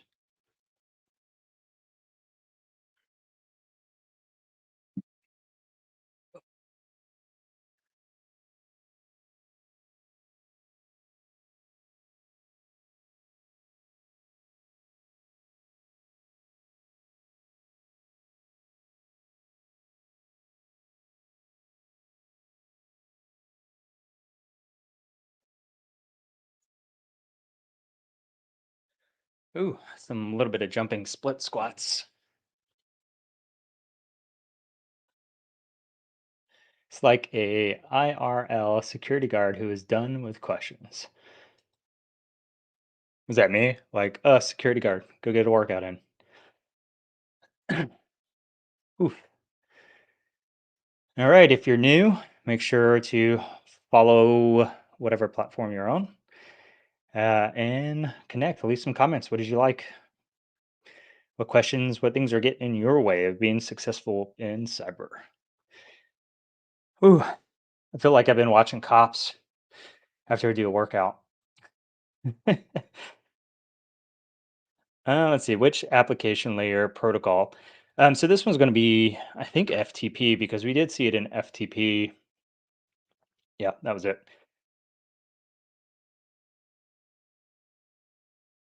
Okay, so this is a good question. So we've managed to collect Nathan's FTP password. On what other services does it work? Yeah, classic. I haven't seen it in a long time. Oh, the response limiting. Yeah, yeah, yeah. You're right. Yeah, so let's take a peek. So this is a good question in terms of if you're pen testing, you should and you get credentials, you should be trying them in other things. So if you get credentials from a let's say if you fished, right? Those are login credentials. Maybe you should try them on banking applications or whatever else, because a lot of people utilize the same password everywhere. Just think about it. Don't respond whether or not you do that. Just stop doing it and use a different password. Um, but yeah, so it's always worth doing. And then not only that, not only the same user having the same using the same password in multiple applications, but um, sometimes you'll see, especially if you have a lot of users, you'll see some of the same users using the same password. So if I have say I get a password for Sarah, and I am now going to try every application I have access to, I'm going to try Sarah's password on with her user account. Now, if I have all the users for Acme have Sarah's password, I am going to try Sarah's password across all the users as well, and that may net me some success. There are downsides to that attack, like every technique, in that you may um, people may realize that you're scanning and start blocking you or something like that. But it's a good way to do it, and that's actually how a lot of people get in trouble. So like think about all these breaches that are going on right now where I'm trying to remember who it was. It was someone recently with like something billion, like 1.3 billion or something like that credentials. They will take your username, which is a lot of times your email address now, and your password, and spray it across every not every, but the most common applications out there. So maybe Facebook, maybe Gmail, maybe Twitter, Instagram, several banks, you name it. They'll try it out and see if it works. And for those who recycle their passwords, they get in. If you don't have multi factor authentication, which is always the suggested backup plan. So that's how a lot of these large scale breaches happen. Um, and that was actually the cause of one of the big ones, I think, last year, where they're like, yeah, it only worked. The attack only worked against users who didn't have MFA enabled. So, anyways, don't use the same password in multiple places. One, and use MFA. There you go. All right, back to our regular content. All right, so they're asking. So what we're going to do, because we were good little hackers and did reconnaissance, we know what things are listening. So his credentials worked on this. So we have two other ones. We can say port 80, which I think we're logged into, but we also have SSH. So let's see if we can SSH into this application as well. Of course, 2FA actually helps. So we got a question. Does 2FA actually help? 100%. And a lot of times, this is the only security mechanism in place for companies on the outside. So what I mean by that is a lot of times stuff on the edge, right? Edge based equipment like web servers, VPN, um, and like Outlook, email, whatnot. If you don't have MFA, your passwords get leaked, they're right in. Nope, you like nothing got in the way. Especially if you have VPN, they're right in. They're sitting now in the middle of your real network without MFA. MFA actually helps. Now, does it prevent stuff if there's actual exploit that is a workaround for MFA? No. Um, because it just depends. Everything has layers. So I was trying to think. Avanti was one of the ones where the attack would allow you to capture tokens post 2FA. So, right, you're a user, you log in, it asks for an MFA, you successfully logged in, the application gives you a token. Now, as a bad guy, I now take that token. So I'm not using your username and password anymore because that would require me to do 2FA authentication, MFA. I'm using the token that was generated after that. So if I have your token and I utilize that now to log in and do stuff, I don't have to do 2FA. And there's a lot of cases where there are workarounds for that. Like a lot of the internal systems don't require 2FA. And that's just because of how it works. Some of them do now with zero trust environments in play. But yeah, I mean, there's almost always, not almost always, there there are ways around a lot of security mechanisms, and that's kind of your job as a security person is understanding ways that things could be abused or can be abused, whether you're a blue teamer or red teamer. For a red teamer, you're looking at it from your perspective. I want to break in. What are my options? As a blue teamer, you're like, they broke in. How did they do it? So that I can now fix the hole or trace them across the network. So there you go. That was a long-winded response after my workout. Thank you. Thank you for the question. No, it's a good question. Yes, it's fantastic. Um, I will say for if you're a business and you're using your email as a 2FA, that's bad. I had a client who did that, and that allowed me to compromise their password storage application because the 2FA for the password storage was the email that already compromised. So that sucks. I recommend using a token generator. So like Google Authentication or, you name, pick one. A lot of people say don't use SMS because there are ways like with the SIM card, like SIM swapping and stuff like that. That's not good, but it's better than using your email for sure. But I would use a token generator of some sort for 2FA if you can. That goes for normal people out there with other applications. Just use a token generator. All right, so let's SSH into this bad boy. I'm going to, there we go.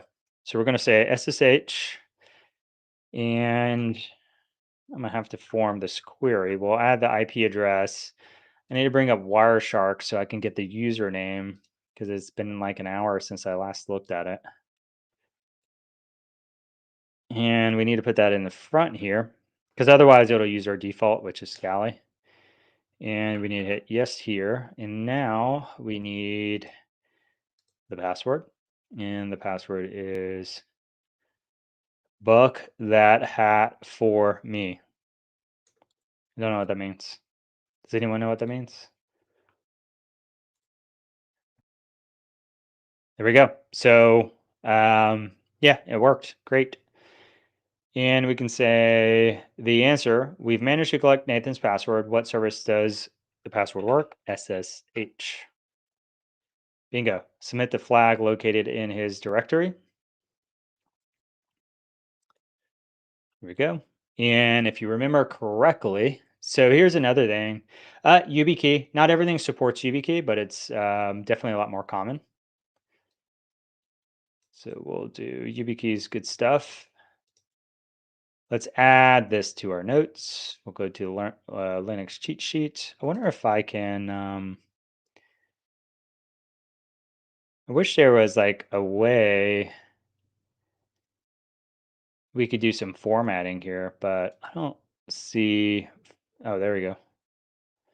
Can we not do like level? Oh, we can do code. That's cool. Oh, we can. There we go. So we'll do nmap. We'll do a heading there. Oh, okay. So we can do this, and we'll do SSH. Oh, that didn't work. I thought it was going to work. That didn't work either. What a shame. There surely is like a formatting language here. Oh, it did do it. It just doesn't. Fighting stuff. What the heck? All right, let's try it here. Maybe. Oh my gosh, it hates me tonight. Whatever. Okay, so I'm just putting my syntax here. What I like to do generally that I find helpful for me, what I'll do is type normal. So like this, user at, and then target. So this is the syntax. This is what I need to do. And then I'll do like example. And then below it, I'll do an example. so I know what the heck I'm like how I used it before. Yeah, there you go. Yep, a lot of people do. Makes life easier unless people start losing them. Yeah, yeah, cat cards. Oh, yep, you're official. Got a cat card. Spot the Govy. Let's see. We need the other. Oh, we're supposed to get the flag here. Cat, how are you doing? Are you lost in the sauce? Are you following us along? Let us know. So right here, it's asking for the flag. So our first thing is we want to say ls. Let's list the directory, and typically a lot of places you'll see you have two levels of flags for boxes for virtual machines like this, where you have level one. I just got initial access, in hacker terms, initial access, and that is going to be your user.txt, and then your second one is going to be your root.txt, and that's when you've done your privilege escalation and escalated your access. That's the final flag. So right now we have user.txt. How do we print this out? We use cat, and with SSH we actually have tab complete as well, which is lovely. We'll copy this. Now, what is the full path to the binary machine that has special capability that can be abused to obtain root privileges? Oh, that's fun. It actually put another question here. Um, oh, there's linpeas in here. That's fun. So we can actually run linpeas and see what it gives us. So linpeas is a privilege escalation, like we call it post exploitation, and that's basically your discovery after you have uh, after you have your initial access. You start trying to figure out how to escalate. So post exploitation, um, is kind of the words you may hear. He's a contractor. He ain't no Fed. Dang it! I don't get my hat. Let's see. It's available for network. So what we're doing now is basically LinPeas is going to go through and try some really common privilege escalation, or look for some common things that hint at the ability to do privilege escalation. And with that, we may be able to do the attack to escalate to root, because that's our goal right now. Is we have a user, but we don't have full control of the system. We have a low level user and we need to get more privileges. Let's see. So there are 4 users on this system. Nose is itchy. And yeah, we're looking for stuff. So there's a UAF, NFT UAF issue. There's a pseudo Baron issue. What we're looking for, though, is a specific service or a specific binary that may allow us to escalate privileges, just because that's what the question was. So not container stuff, probably. And so this is stuff that's running, and we want to maybe see what another user is doing,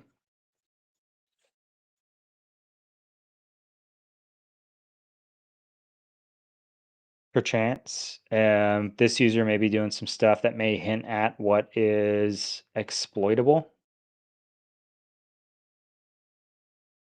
I don't know why. Ooh, yawning. I don't know why all this DNS stuff is here. Welcome to those just joining us. Just so you know, we don't have a Fed in chat. I just want to point that out there. All right, let's see. Let's see. What we're doing right now, for those of you just joining us, we have our shell on the box, and we're going to play with more shells in a little bit. And we're looking for a way to escalate our privileges on this host. So XXD, I don't know if there's a way to do it with that. I doubt it. I think we're going to see something in here. No cron tabs. Okay, so there's not a cron job. What we're doing is we're looking for something that stands out. I know that's a really, really vague thing. Just looking for something that stands out. But it will get easier and easier to do just that as you do more of these. And you're like, oh, that's weird. Oh, that's weird. Let me look into that. Because a lot of times it almost feels like you're like a marble going around a drain. You're just going doing circles until you find something, but it's just going back and forth, looking, playing with stuff and figuring it out. And eventually, as you learn more, you go faster and you have to take less pit stops because things are normalized. You're like, oh, okay, yeah, that's normal. I've seen that before. I don't care about that.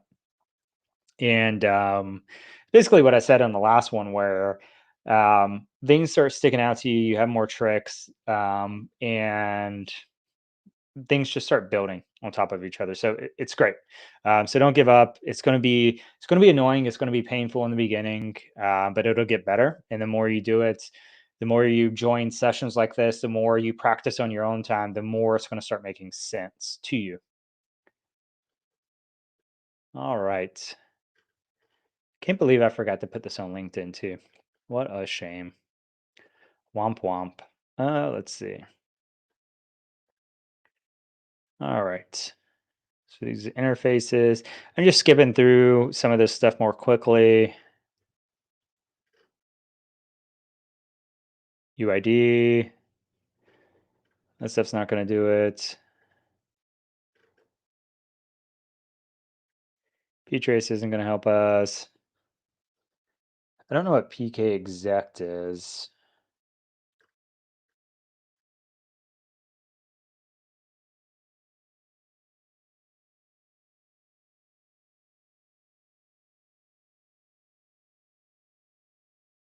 Let's see. It looks like we have a question here in chat.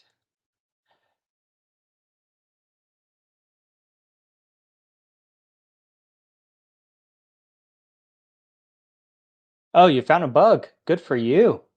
Congrats. Did you do a submission?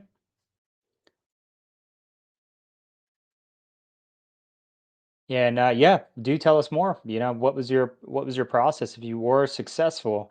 A lot of people have very similar questions to you. Bilal. I'll try to sound it out. Let's see. Yeah, we're just scrolling through looking for something. Um, we do have Netcat in here. We have Python. We have a lot of interesting software in here. Nothing that stands out quite yet. Um, we may be able to use Python to do the privilege escalation. Let's see. Here's the FTP stuff. Already used that. And as you can tell, like this stuff is verbose. Lots of stuff in here. It can be overwhelming. It is overwhelming. That's why I'm skimming fairly quick because I'm like, oh, a lot of stuff. I don't want to blow people's brains here. Oh, looks like there may be an issue here. That's nice that it points it out. Um, An important thing to look at SGID, so we want to see what is running as.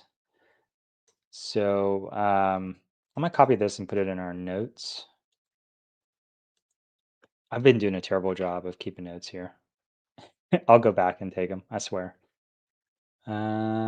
6 minutes till our next exercise. Let's see, files with capabilities, Python 3, capset UID. Oh, we might have it. I've actually never heard of the way this is talking like this. Um, that's new. In the real world, I don't do a ton of Linux stuff, to be honest.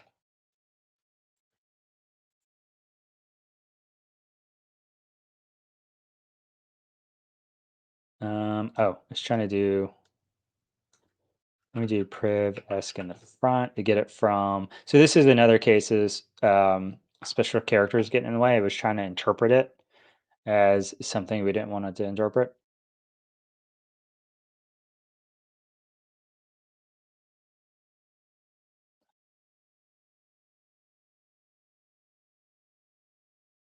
Yeah, man. Stay motivated. I'll put that up here. Stay motivated. Yeah, keep trying, man. Or gal, it'll come. You'll keep finding stuff, and you'll get better at it. You start, having a system is one of the best things you can do. So start building that system out.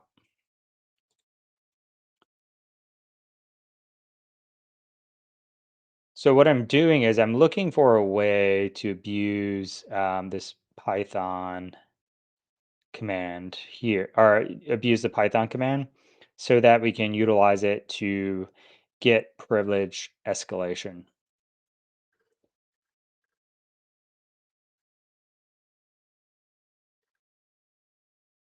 And let's see, which.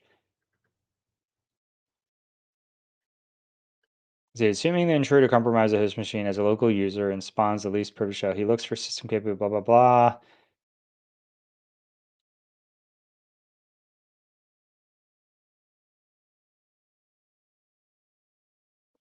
So maybe this. So get cap, we see it, PWD.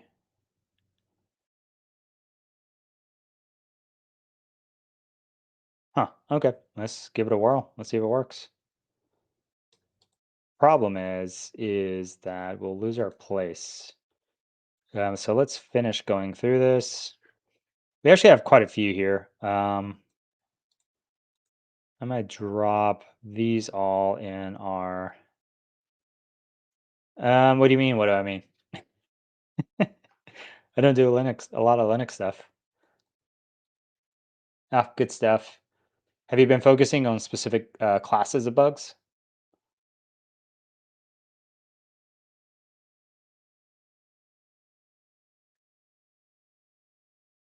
Let's see. Me, I don't do bug bounties. Particularly, I mean, I do web application penetration testing, a little bit different. Um, it's it's more,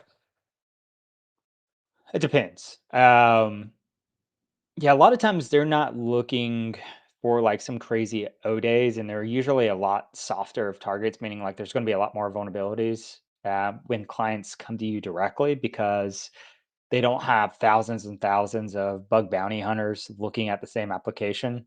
I honestly think bug bounty hunting's one of the most efficient ways to get good results with your security, because you just have all these different perspectives looking at the application. Um, but yeah, for me, like I just have a system, and it's just been ingrained in me doing web application courses where really OWASP is your gold standard. So as you start working through, you'll get cheat sheets for different applications, like whatever it is, or different tools. And then you also have to build out a process for the different types of bugs you're looking for. So, like, all right, I have an authentication page. What steps do I take here? I'm looking for sanitization. I'm looking for SQLI. Same with, you start seeing parameters in the URL. All right, how do you go through testing parameters? You have like little cheat sheets of special characters checking for sanitization. Again, it's a Python based application. It's Flask. You just start building out You just start building out your cheat sheets for these different types of applications. Really, these different specific scenarios. It's like everything else in cybersecurity. You do that. Like when I do a forensic case, I have processes. When I'm doing an incident response case, there's a specific process. When I'm writing up a report, I have a specific process for report. So yeah, I mean, just that's why I said last time to Just start working one class of bug at a time to build out your processes. Sweet. I test from a Kali system, but I don't hack directly a lot of Linux systems.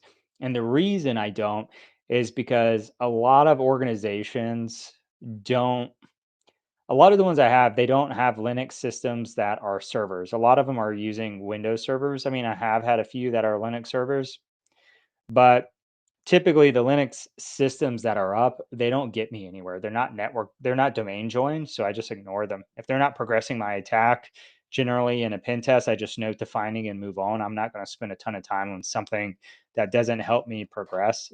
So that's why I say I don't target a lot of Linux, but I hack from a Linux system generally. So I do use Kali when I do a pen test.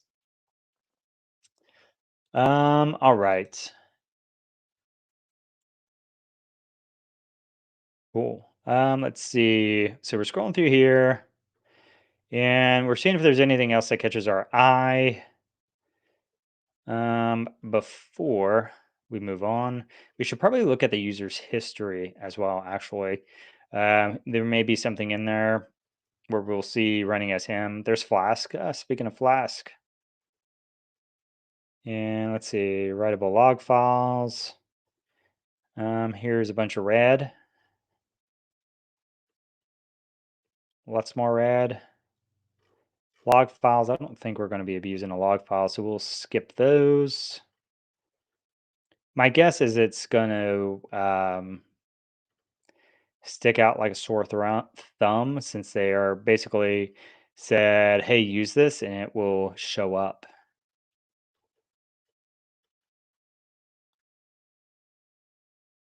Let's see.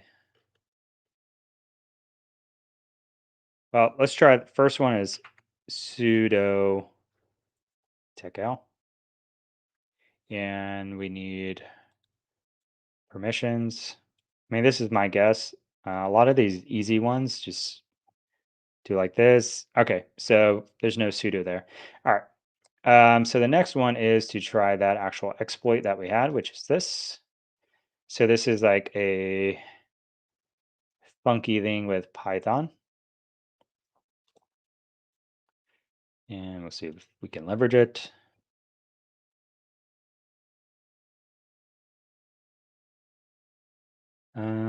We might not even have Python here. ls/bin and grep Python. I thought we saw Python. We do have Python.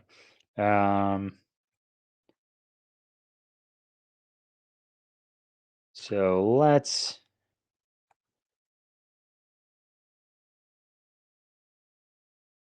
there we go. So this is just me knowing syntax. So when you saw me do the dot slash, I'm telling it to run Python 3 from the current directory, but there was no Python 3 in the current directory. And then I listed the slash bin, which is where a lot of your binaries live in Linux. And I did see Python there. I saw a couple of variations of it. So with that, I knew I could just take the slash off. And when you take it off, what it does is it looks in what's called the path. So there are specific locations where it will look for binaries. And it's the same with Windows as well. And I knew when I just did Python 3 in general, it would find it and run it. And so it did, and it gave us the access that we're looking for. And we can say it changed to root. If we do ID, we can see again we have root, which means we should now have access to the root directory. So if we do ls/root, and we can see it there, and we can say cat root root, and we have our final password. And one of the things we do want to do is now that we have finished, we want,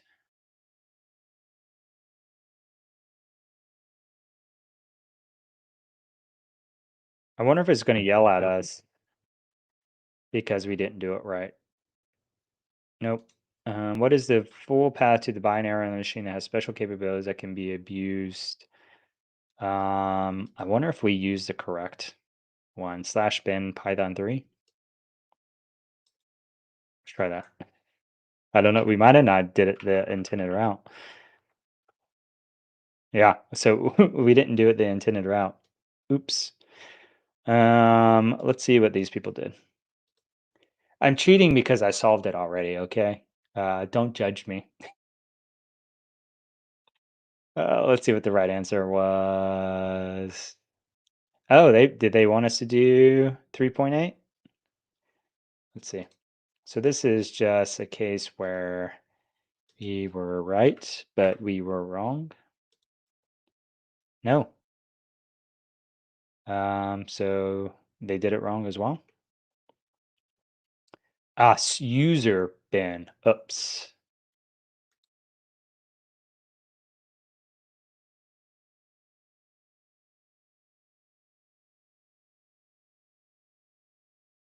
There we go. It's just me. But I thought when we looked, it was in, yeah, it was in slash bin, but the vulnerability may have been, yeah. So we used a different one, but there was one in bin. So no biggie. Same Z's, same Z's. All right. Now that we have solved a box and we have access, so let's take notes real quick, and then we'll get through. Actually, no, it's a workout break. Everyone, if go ahead, we're going to take like 2 minutes, do some kind of workout. And it's solely because I didn't get my workout in today, and so we all get to do one together. Um, yeah, I guess in the next time in the chat, say what type of workout you want me to do. It's got to be without equipment because I don't have any in here.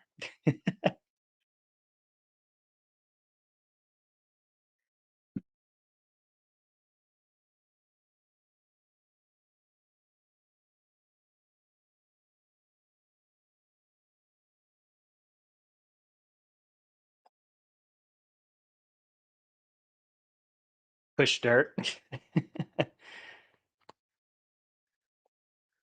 You got to help me with my marathon. I need some good marathon workouts. Just doing jumping air squats. All right. Back to this thing. So what we'll do is we'll copy this. We'll add this to our notes.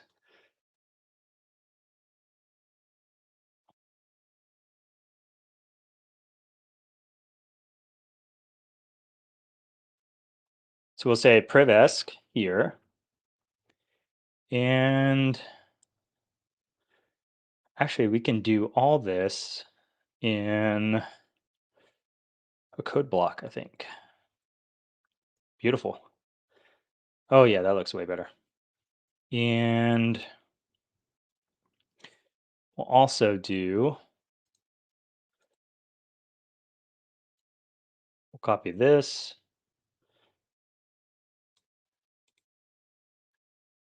And we'll put that up here.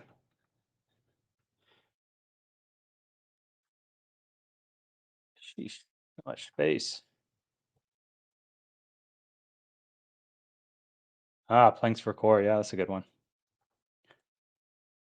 I'll do a 2-minute plank and I'll cry on the next one.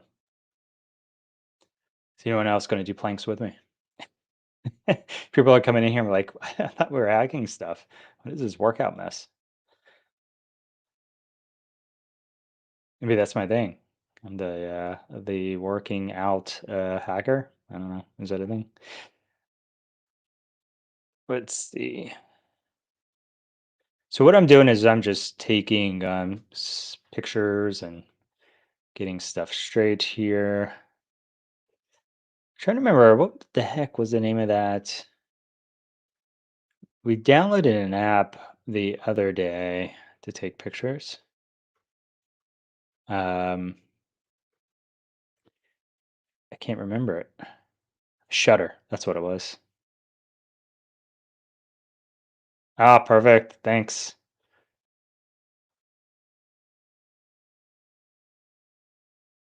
Now it's great not being the only weirdo doing workouts. Take a picture of this. So enter, copy. Let's see what it does here. And perfect.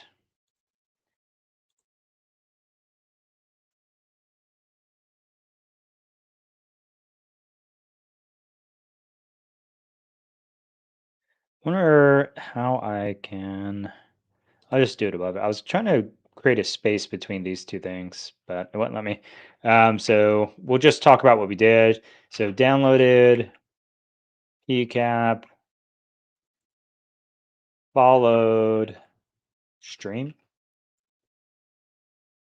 and found password. Cool, easy. You may not even be able to see this, and it may be where I need to. Oh, let's see. There may be link thickness, node size. That's that. Fade. Surely. Here we go. Surely there is an appearance. Yep. Interface font. Text font. That's just color. We want size here. Here we go. There we go. Everyone should be able to see that crap. There we go. So download PCAP. Then we SSH'd into it. Now we got to scroll back through all this stuff. Up here. So that was Telnet. Here we go. This is where we SSH'd. And usually what I'll do is I'll just capture this. Dead beef, classic. And we'll put in a pretty little picture. All of this. Right click. Insert. Good block. There we go. All right. So now we have. This is SSHing. Oops, I think I did it in reverse. So will it let me cut this? Or what the heck? I can copy it. So we actually did the SSH down here. Jeez. This is not, it's kind of annoying. It's kind of annoying. I'm just trying to paste some stuff, man. All right, here we go. Right click, insert, code block. There we go. All right, we're good. I was putting people to sleep. Sorry about that. All right, let's see if we can erase this. There we go. So what we do need to do is we need to add probably our in-map scan, which is here. I do all of this in my notes typically, unless it's just like a ton of them. And is it shift? Nope. Window function. I'm trying to figure out how to do the dang those. But it didn't work. I was trying to do it so I didn't have to type the things in. I'm just failing with. So if you can figure out the format, you can do the format correctly. About to pound the Celsius. Yeah, get it. I'm with you. Cheers. All right. So I think I've captured everything we did. let's talk through it. So we did a port scan. Um, we identified port 80 was open, and um, oh, found iDoor in I was gonna say URL. URL path is probably better. Changed number to 0. Download PCAP or whatever. Let's see.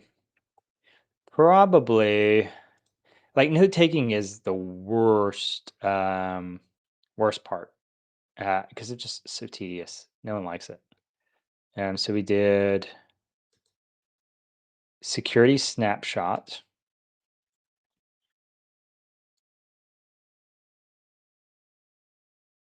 And what I will do really quick is I'll take a picture of this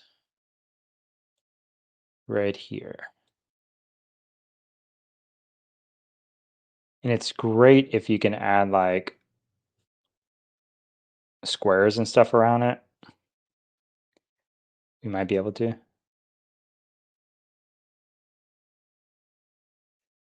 So like I would do this, and then I will close it.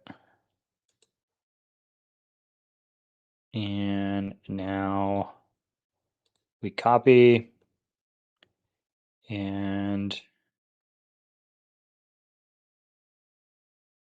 paste it in there. Yeah, so I like these. I usually use the red squares around stuff so it stands out. So when I do my note taking, this always ends up in a report in a professional setting anyways, not in lab stuff. But and the reason why I use red is because you want your customer's eyes drawn to what the problem is. So I make sure to highlight it, and I'll usually have really detailed notes. I actually don't like that bluish kind of background, whatever. I would probably remove that in the future. But, anyways, yeah, you take really specific snapshots, you highlight the areas of importance, and then you talk about why you have this picture in here. Why are they looking at this thing? So just keep that in mind. So we did a security snapshot. So you took security snapshots, found iDoor in URL path, change number 0, downloaded PCAP, followed stream, got that. Um, found credentials worked for SSH, and we used linps for post X, identified Privask for Python 3, and then I will link to it here.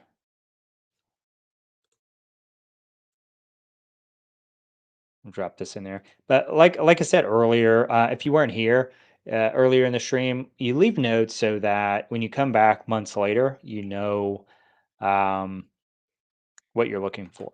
Like you should be able to within 5-10 seconds be able like, oh yeah, I can recreate that, and I haven't seen it in a really long time. That's the power of notes. It allows you to get moving along again pretty quick. So we did that, and I'll actually probably paste this little bit here. Just do that. Drop it in the notes. Well, we'll paste first. Then we'll do the right clicky thing, insert code block, boom. Now we have a fancy looking stuff. Let's see, this is linp's output. And we'll also put this into a code block. We did Privask. Boom. All right, now we are done. very detailed. But the idea is I should be able to go back and quickly go through this, and you may even do that like as a litmus test for whether you took notes enough. Like close out all your windows, try to follow your notes again. Can you copy and follow them exactly and recreate that path? And you're probably good. Um, and again, like I would do um, for this, I do another sheet. I don't like how it puts the pasted items in here. That's super weird. I don't like that. I'm gonna have to get used to this. um, like one of them would be like Linux Privask, and I would paste some of my stuff in here from this. So like I would paste this trick here and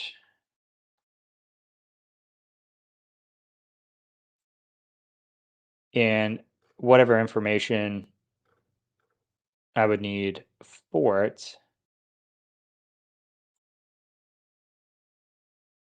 So I just want to copy the link. Sorry for like the hiccups with utilizing this tool, um, this notes taking tool. I'm just trying to like emulate the stuff that I do so that everyone can start taking notes because I keep saying take notes, but I'm not showing you how to take notes. So now I'm showing you how to take notes so that we can have everyone doing good stuff moving forward. Let's see. One thing to keep in mind with these is I like to do a requirement section, like requirements in terms of what what needs to be true in order for me to take advantage of this in the future, right? Because I want to be able to identify this later on and quickly say, oh yeah, I know how to do that. I have notes on that. Um, and typically what we do is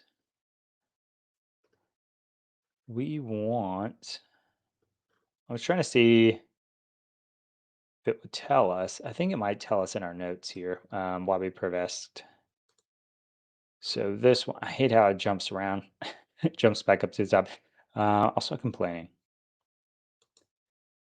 So not this one. So we have set UID, cap netbind, whatever. So we have that. And that doesn't really tell us specifically. So right here, it might tell us. So, another example. For permissions, we can set a capability on related binary like capnet bind service with specific capability it can open up port 80 in a much easier way. You can achieve this. So this is it assigning privileges here.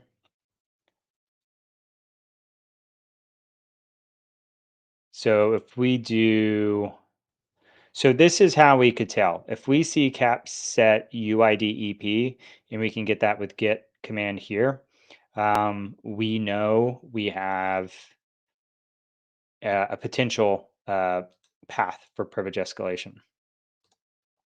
So what we would do is we will say, let's see, I want to clearly articulate it. So is there any way I cap set UID plus EP? Where the heck can I copy it? Can I not copy this anywhere? What the heck? I hate when people do pictures, so I can't copy. Um, what I'll do is we'll do this so I can actually type. Let's see. Python must have cap underscore set UID plus EP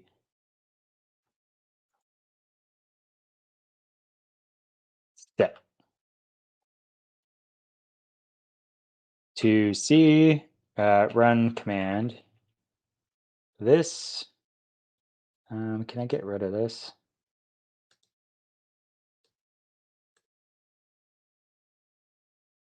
To C, run this, or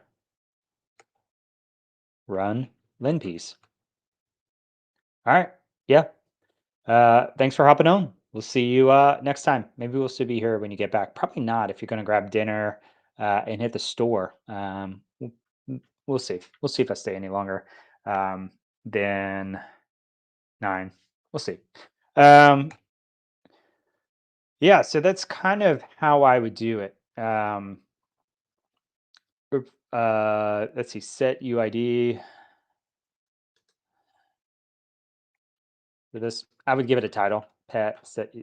Oh, you're at this man. This is a man that's quick. Multiple talents. He's talking, he's driving, he's shopping, he's hacking, killing it, man. Killing it in life. Let's see. So we'll give it a heading.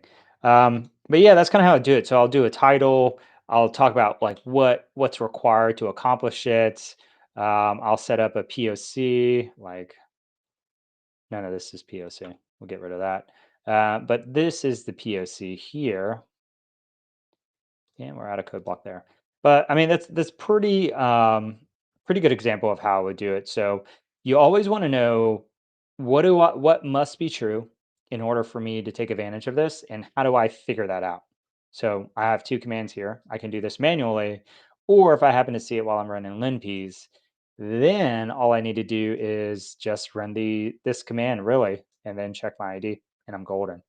So there you go. All right. Time for shell talk. Shell talk. Sounds good. All right. So now that we're down here.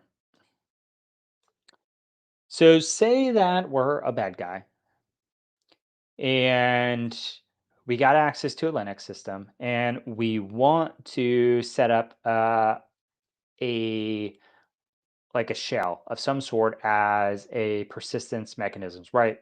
If we lose access, like I lose my SSH access, I want to be able to get back onto the system. Now, I'm not going to dive into privilege escalation itself, but I want to talk about the ways we can do shells um, to make that connection besides using SSH and issue commands on the remote system and what types of things we have access to.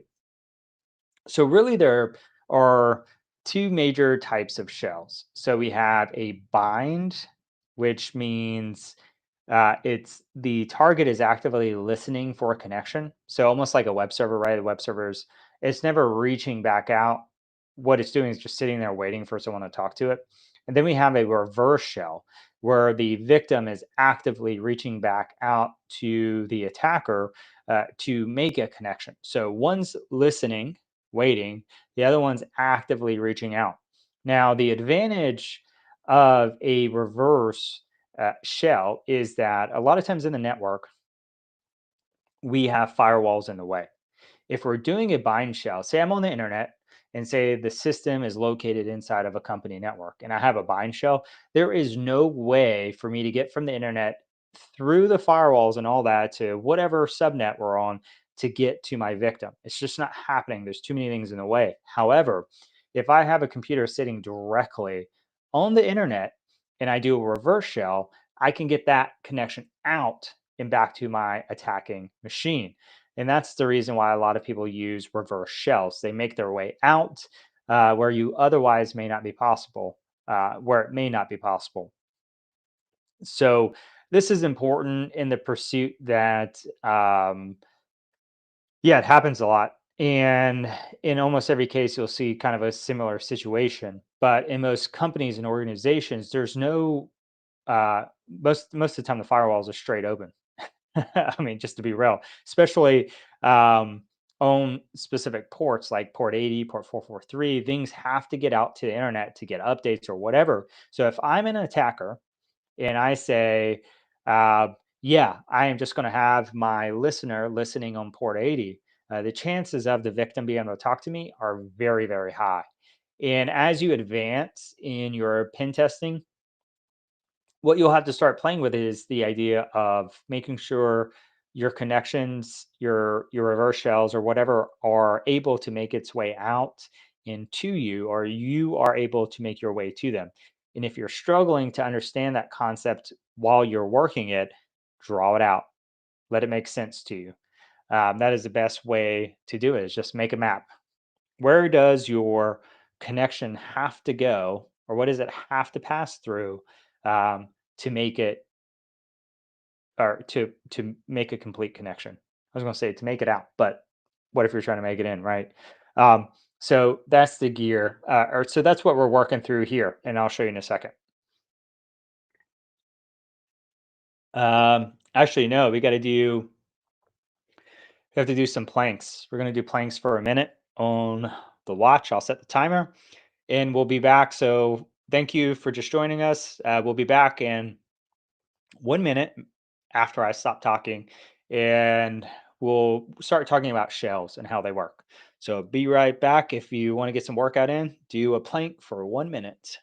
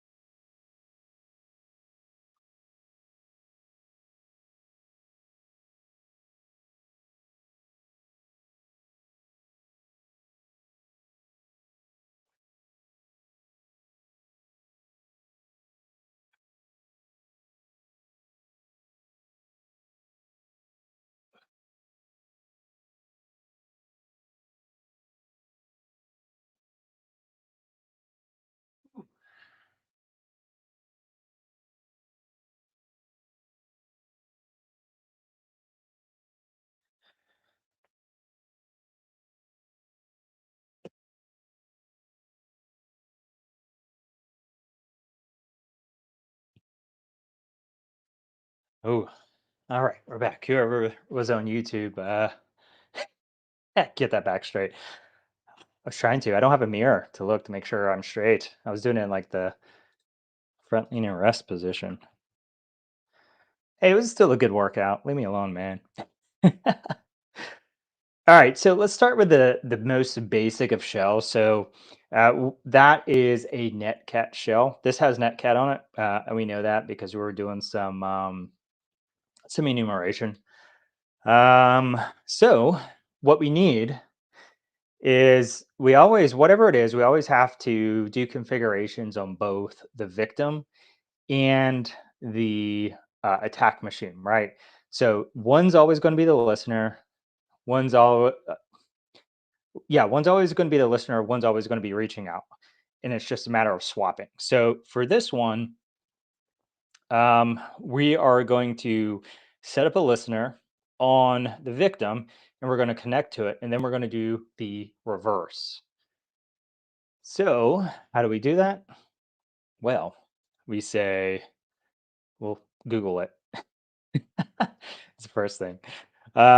So we just say netcat nc shell pen test. Easy.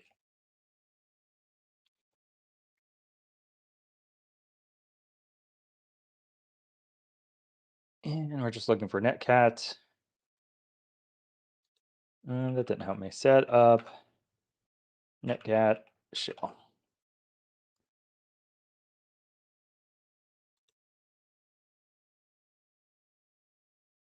So that's the listener.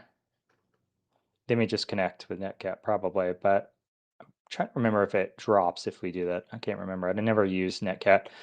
So one of them, so we'll just say, this is the victim, by the way. We're on the victim here. We're going to say LVP, And we're going to say 80 is taken, so we'll do 80, 80. Um, Name resolution. What the heck? Let's see. Trying to think what may be wrong here. LVP. Let's do ls/bin. I think netcat's in here. I thought it was. NC is right there. Let's see if NC works. NC. So it could be a different version. So let's do the reverse. We'll do this to reach out to us. And then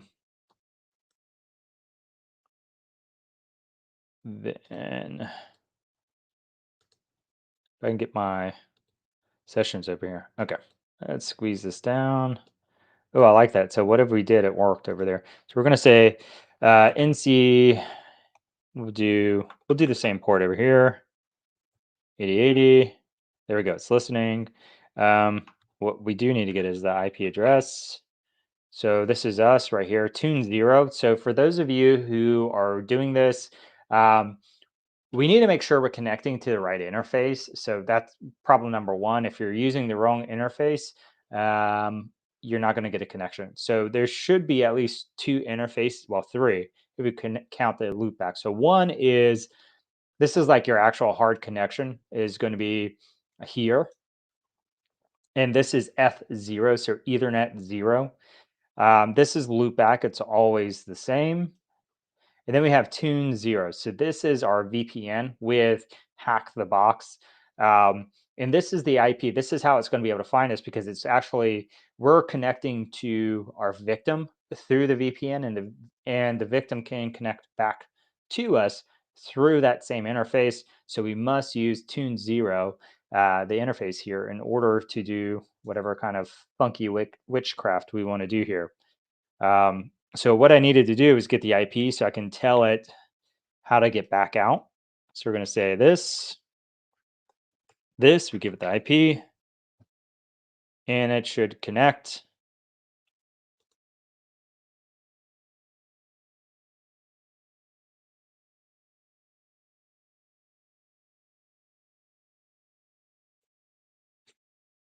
And the reason why I was asking like about a shell is because what this is doing, all it's doing is echoing what we do. It's not actually performing what we needed to do.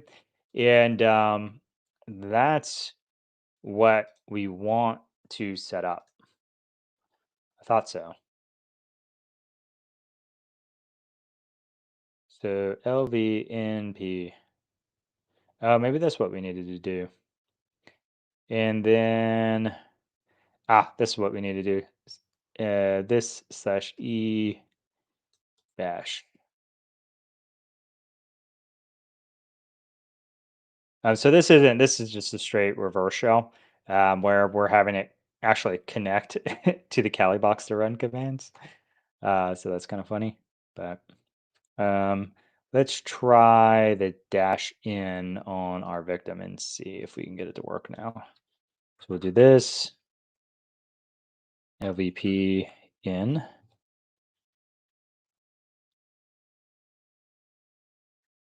And in is not an option in this version. Lovely. No, there is an option there. What's it saying? I have to do it separately. Space them out. The in's after. We're in the wrong order. So this,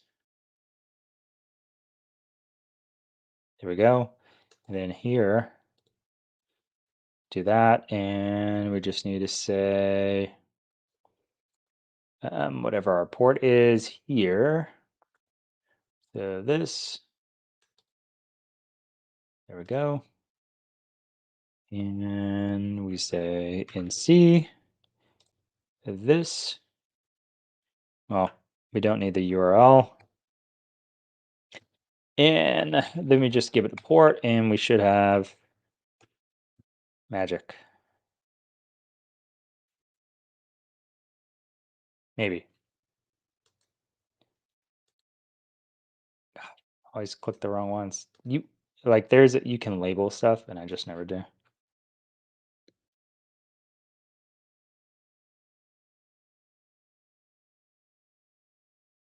So we did the reverse.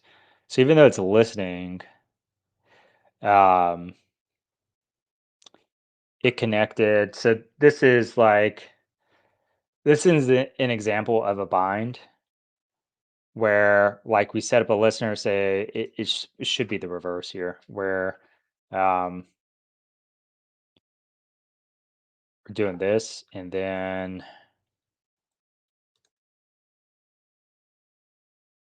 we're doing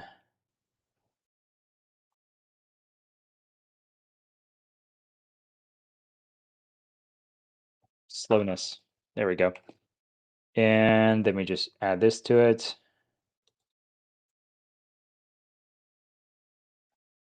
This one doesn't have the E. Um, Gosh, I was hoping it'd be that easy. Doesn't have the E. Um, so, and there's a solution for this too.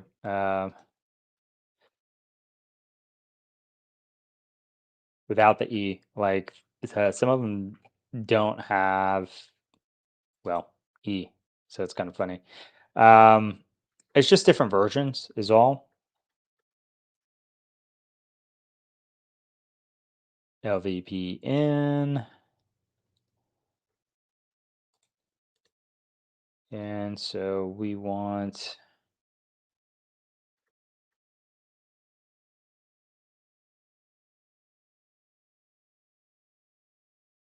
it's this whole backpipe craziness. All right, let's get our backpipe craziness going. All right, so yep, here we go. Let's get rid of all this. All right, so let's set up our command real quick. This is way more advanced than I wanted to deal with a basic shell, to be honest, but we'll do it anyways. Whatever, I guess. And what we're gonna do is this. Just gonna copy stuff and get it set up. So here we go. So we'll do this. Now everything should work fine. Um, what we first do have to create a backpipe. So this is just a hack for an issue if you have netcat and it doesn't have the techie functionality. Let me bring up my other window here so we can see the connection. And then we just do this. Yeah, now we should be able to run commands. So um, even though this is way more sophisticated than I wanted to do, yeesh, we still got what we wanted. So essentially, the idea is as an attacker, I have a shell on here, like SSH, or maybe I have a web shell and I want a better shell, or I have the ability to run remote commands. Maybe I don't have like a UI, like I'm doing something funky through the web server. I can't see a response, but I can run commands. In that case, we would do something like this, where I set a listener on my attack machine, which is here. This is my listener, and you can see that here with the LVP. The L gives it away. It's listening. And then we issue these two commands on the other system where I created a backpipe, and then I use netcat to connect back. And the only reason we had to do this is just because of the version of netcat that's on there. If it had the same version that Kali has, we wouldn't have to do this. But what are you going to do? So yeah, so that's the idea here. We can call back and do it. Now, if you wanted to do this with Kali, we could totally do this with Kali as well. And the coolest thing is whenever we have a binary to make these connections back, it makes things easier. Hey, thanks for joining the show. For anyone showing up new, and I'm going to show you with Metasploit why this is great, where we create a binary. So we create a program using MSF Venom, and we just place it somewhere on the system. And with that, we can do stuff like we can set a cron job for it. We can set it to trigger anytime a user logs in. We could do anything with the binary.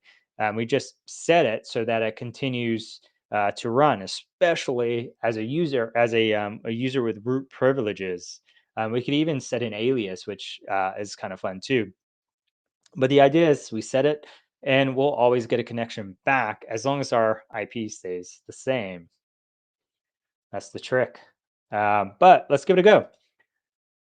So, first things first, what we're going to do is with MSF Venom, we're going to create a Linux shell. So we need an ELF. ELF is the binary format for Linux. So let's do that. So we're going to say MSF Venom payload creation Linux. And maybe AI is going to be friendly for us. And let's see if we get a full command out of it. Here we do. Let's see. And here we can see the two different payloads we were talking about here. We have a reverse payload and we have a bind TCP. So let's play with both. So first, we'll add them in here. If you've ridden along with me before, um, you know that I like to build it in a notepad and then we make changes and move it as needed. So, and I just do that because the command line is kind of a pain in the behind. That's all. So we just fill it in, make sure there's no issues here. And I'm gonna go ahead and build both of these payloads at the same time. And now we need a port to port 8080, 8080. So one is, oh, we did the same, we did the same thing. We need a reverse payload. This is a interpreter reverse. I wonder if I can get, I want I want a regular reverse. I don't want to use a interpreter payload, although we could. Um, what is a regular reverse payload I could use that isn't interpreter? So just asking, and we'll grab it real quick because we just need to swap out the payload. Here we go. This is what I was looking for. And because I just want a simple thing for you. That's all. Here we go. And just need to swap some stuff out again. So listening host is us.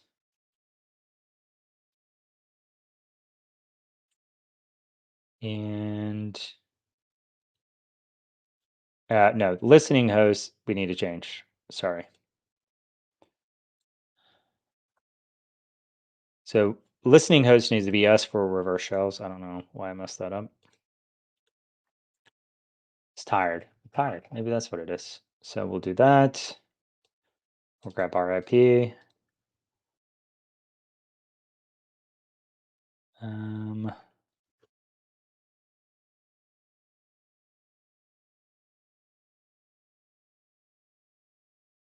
It's like a weird beeping going on.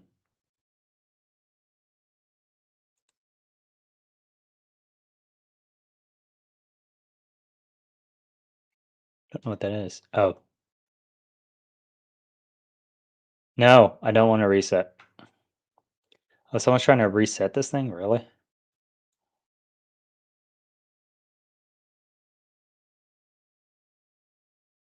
So I'm waiting to see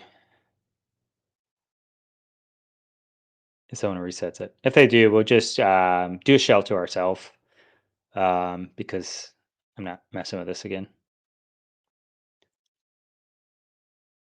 So this is the dangers of doing public boxes. Same with Try Hack Me as well. Try Hack Me, hack the box where public systems, everyone can reset it. With their VIP, you can you have your own private instance, so you don't have to deal with people resetting. Because it gets kind of bad, especially if you're doing a challenge where there's multiple layers there, someone resets it after you spent like an hour with your setup, it will be um, super frustrating. So let's try to get this rolling real quick. So here, and here. Let's see. So MS Venom, this is our bind shell, our host. Um, this should be it. This is the victim. We don't care about this one. We'll get rid of that one. This is us because we're listening, waiting for it. Okay, good. Um, so this is going to be bind. This is going to be rev. I'm going to show you the difference. So the one problem is with both of these, right? We have to transfer them to the victim. They need to get to the victim somehow. I had planned on doing file transfer today, not happening. Um, but we can at least drop these files real quick. So what we're going to do is generate them. So this is cap. So let's generate a file on cap. So we'll make dir cap, cd cap, and we'll paste this. And then that's our bind shell. And let's go ahead and grab our reverse shell. We'll do both of them. There are some errors in here, but it's going to auto choose what it needs to do. So now both of them are on here. Now you're probably wondering, well, how do I get them to our victim? Easy. So the easiest way is to do a web server and then have the victim download them from you. So we'll do that really quick. So the easiest way to do a Python or do a web server is with Python, one little one-liner here. And yeah, pretty straightforward. And what we're going to do now is just a simple wget, and we're going to say, I don't even know where we're at. So we're still here in the user folder. So we'll say wget this slash, what is it, rev dot elf. And then we're going to do bind dot elf. So as you can see, files are transferred, and I'm going to be lazy because this isn't my host. I don't care. Hmod 777 star. Can't do all of them. Dang it. We'll do rev, and then we'll do bind. So we have to change permissions to execute these. So first one is we're going to do bind here. Bind. So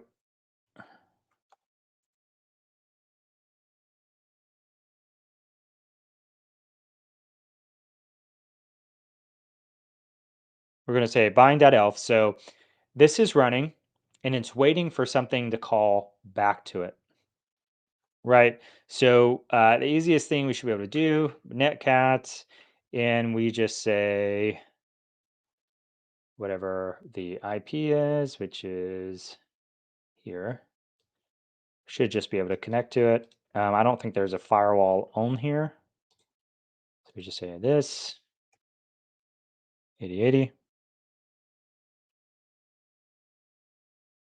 And now we have a connection. So it's just listening. It's listening on port 80 because we told it to. And now we can just give it commands. And the great thing is, whatever user context you executed it as, you now have that same access. So, for instance, we're running it as root. This shell is, of course, in root. If we ran it as the initial user, that is the access we would have. So it just goes in line with that. So again, with this one, this is a bind shell. We set it up. It's listening, waiting on a connection. And once the connection is made, you now have the ability to run commands on the victim. Now let's do a reverse shell. Reverse shell, very similar. You can see it also, once I canceled the connection, the process died, which is fine.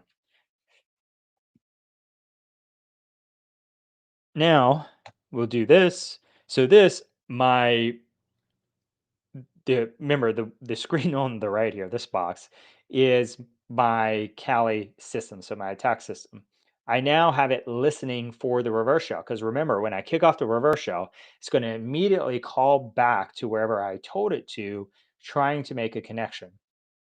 So, in order to get it to work, I must first set up a listener to catch it before I run the reverse shell. So, remember that. Got to have the listener, then you kick off the reverse shell. For a bind shell, you have to kick off the bind shell, then you kick off the connection. So, slightly different. Put that in your notes. So now do the same thing, rev.elf, and we should see a connection.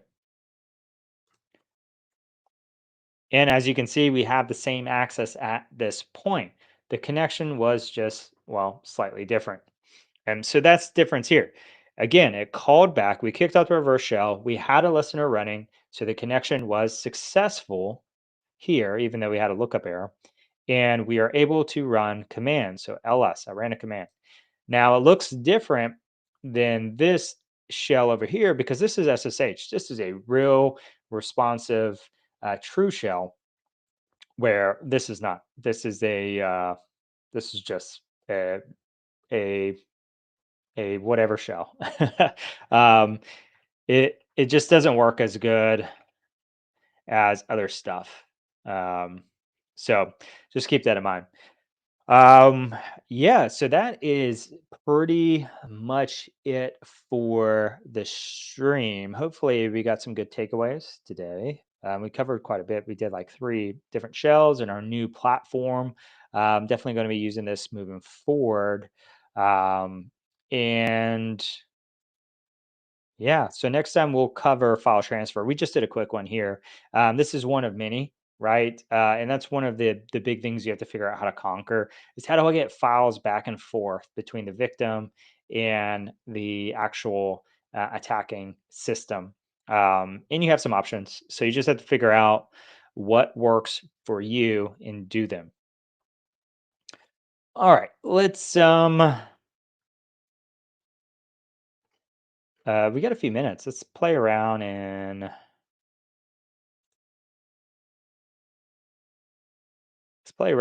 see what's going on here. Um, just look at the platform and see what we have going on. So we're of course a noob. We have one on, one system on. Um, so you can see here that it splits it up between the user. So this is our initial access. This is like us completing a machine. We don't have any respect. So I don't think starting point gets you any points or anything. It must not, because you would think it counts, but it doesn't. So maybe you only have to do the machines here. So let's see how we can game this system real quick. 2 minutes. Um, so what counts? So we have to own active machines in order to climb the ranks here. Got it. Um, cool, no biggie. So there's 472 machines. Wow, that's quite a bit.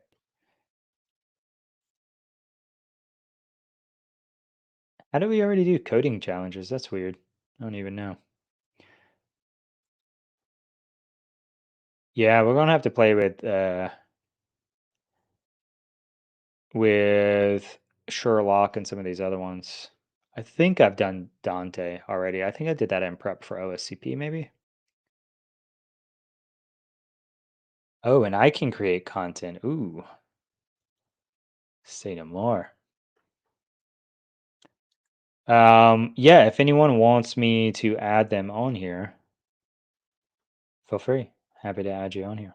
I'll add my I'll add my Discord on here and whatnot. We'll make this pretty. Let's see what else is here. Investigate Mac. Oh, there's a Mac OS. Ooh, I don't do a ton of that. Yeah, we're definitely going to be playing in here.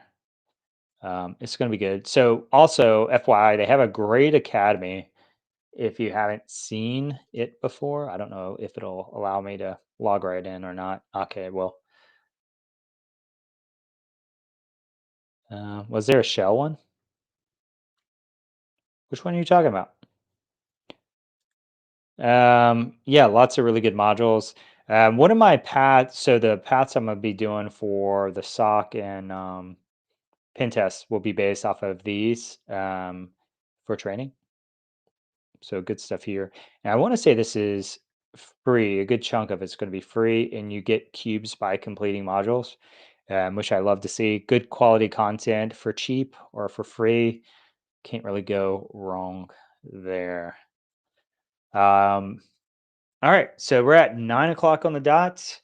Hopefully, you got some food there. I am going to go get a snack. I'm starving. I had a quick lunch or a quick dinner, but yeah, this was great. Great time. Oh, good. Yeah, yeah, man. If you ever want to hop on and play with it, you can hop on and I can talk you through some of this stuff if you want to. It can get confusing, but it is a required skill to to understand to be a pen tester, and also helps if you're a defender. But with that, I am going to be calling it for the evening. Have a good night, and I'll see you next week and in the Discord channel. So if you haven't already, Discord will be in the comments. Join that. Um, like, share, subscribe, all that cool stuff. Keep track of whenever we're starting up something or like starting a stream or dropping content. I have content dropping every other week for the podcast, and the stream content will be viewable after this if you didn't catch it. Yeah, good stuff. And feta cheese. C-Suite Cyber also have that podcast, so that's more oriented toward the business people. So if you're curious about how the business stuff works, check out that. And then, yeah, I don't know. I think that's all we got going on. So yeah, see you next week, everyone.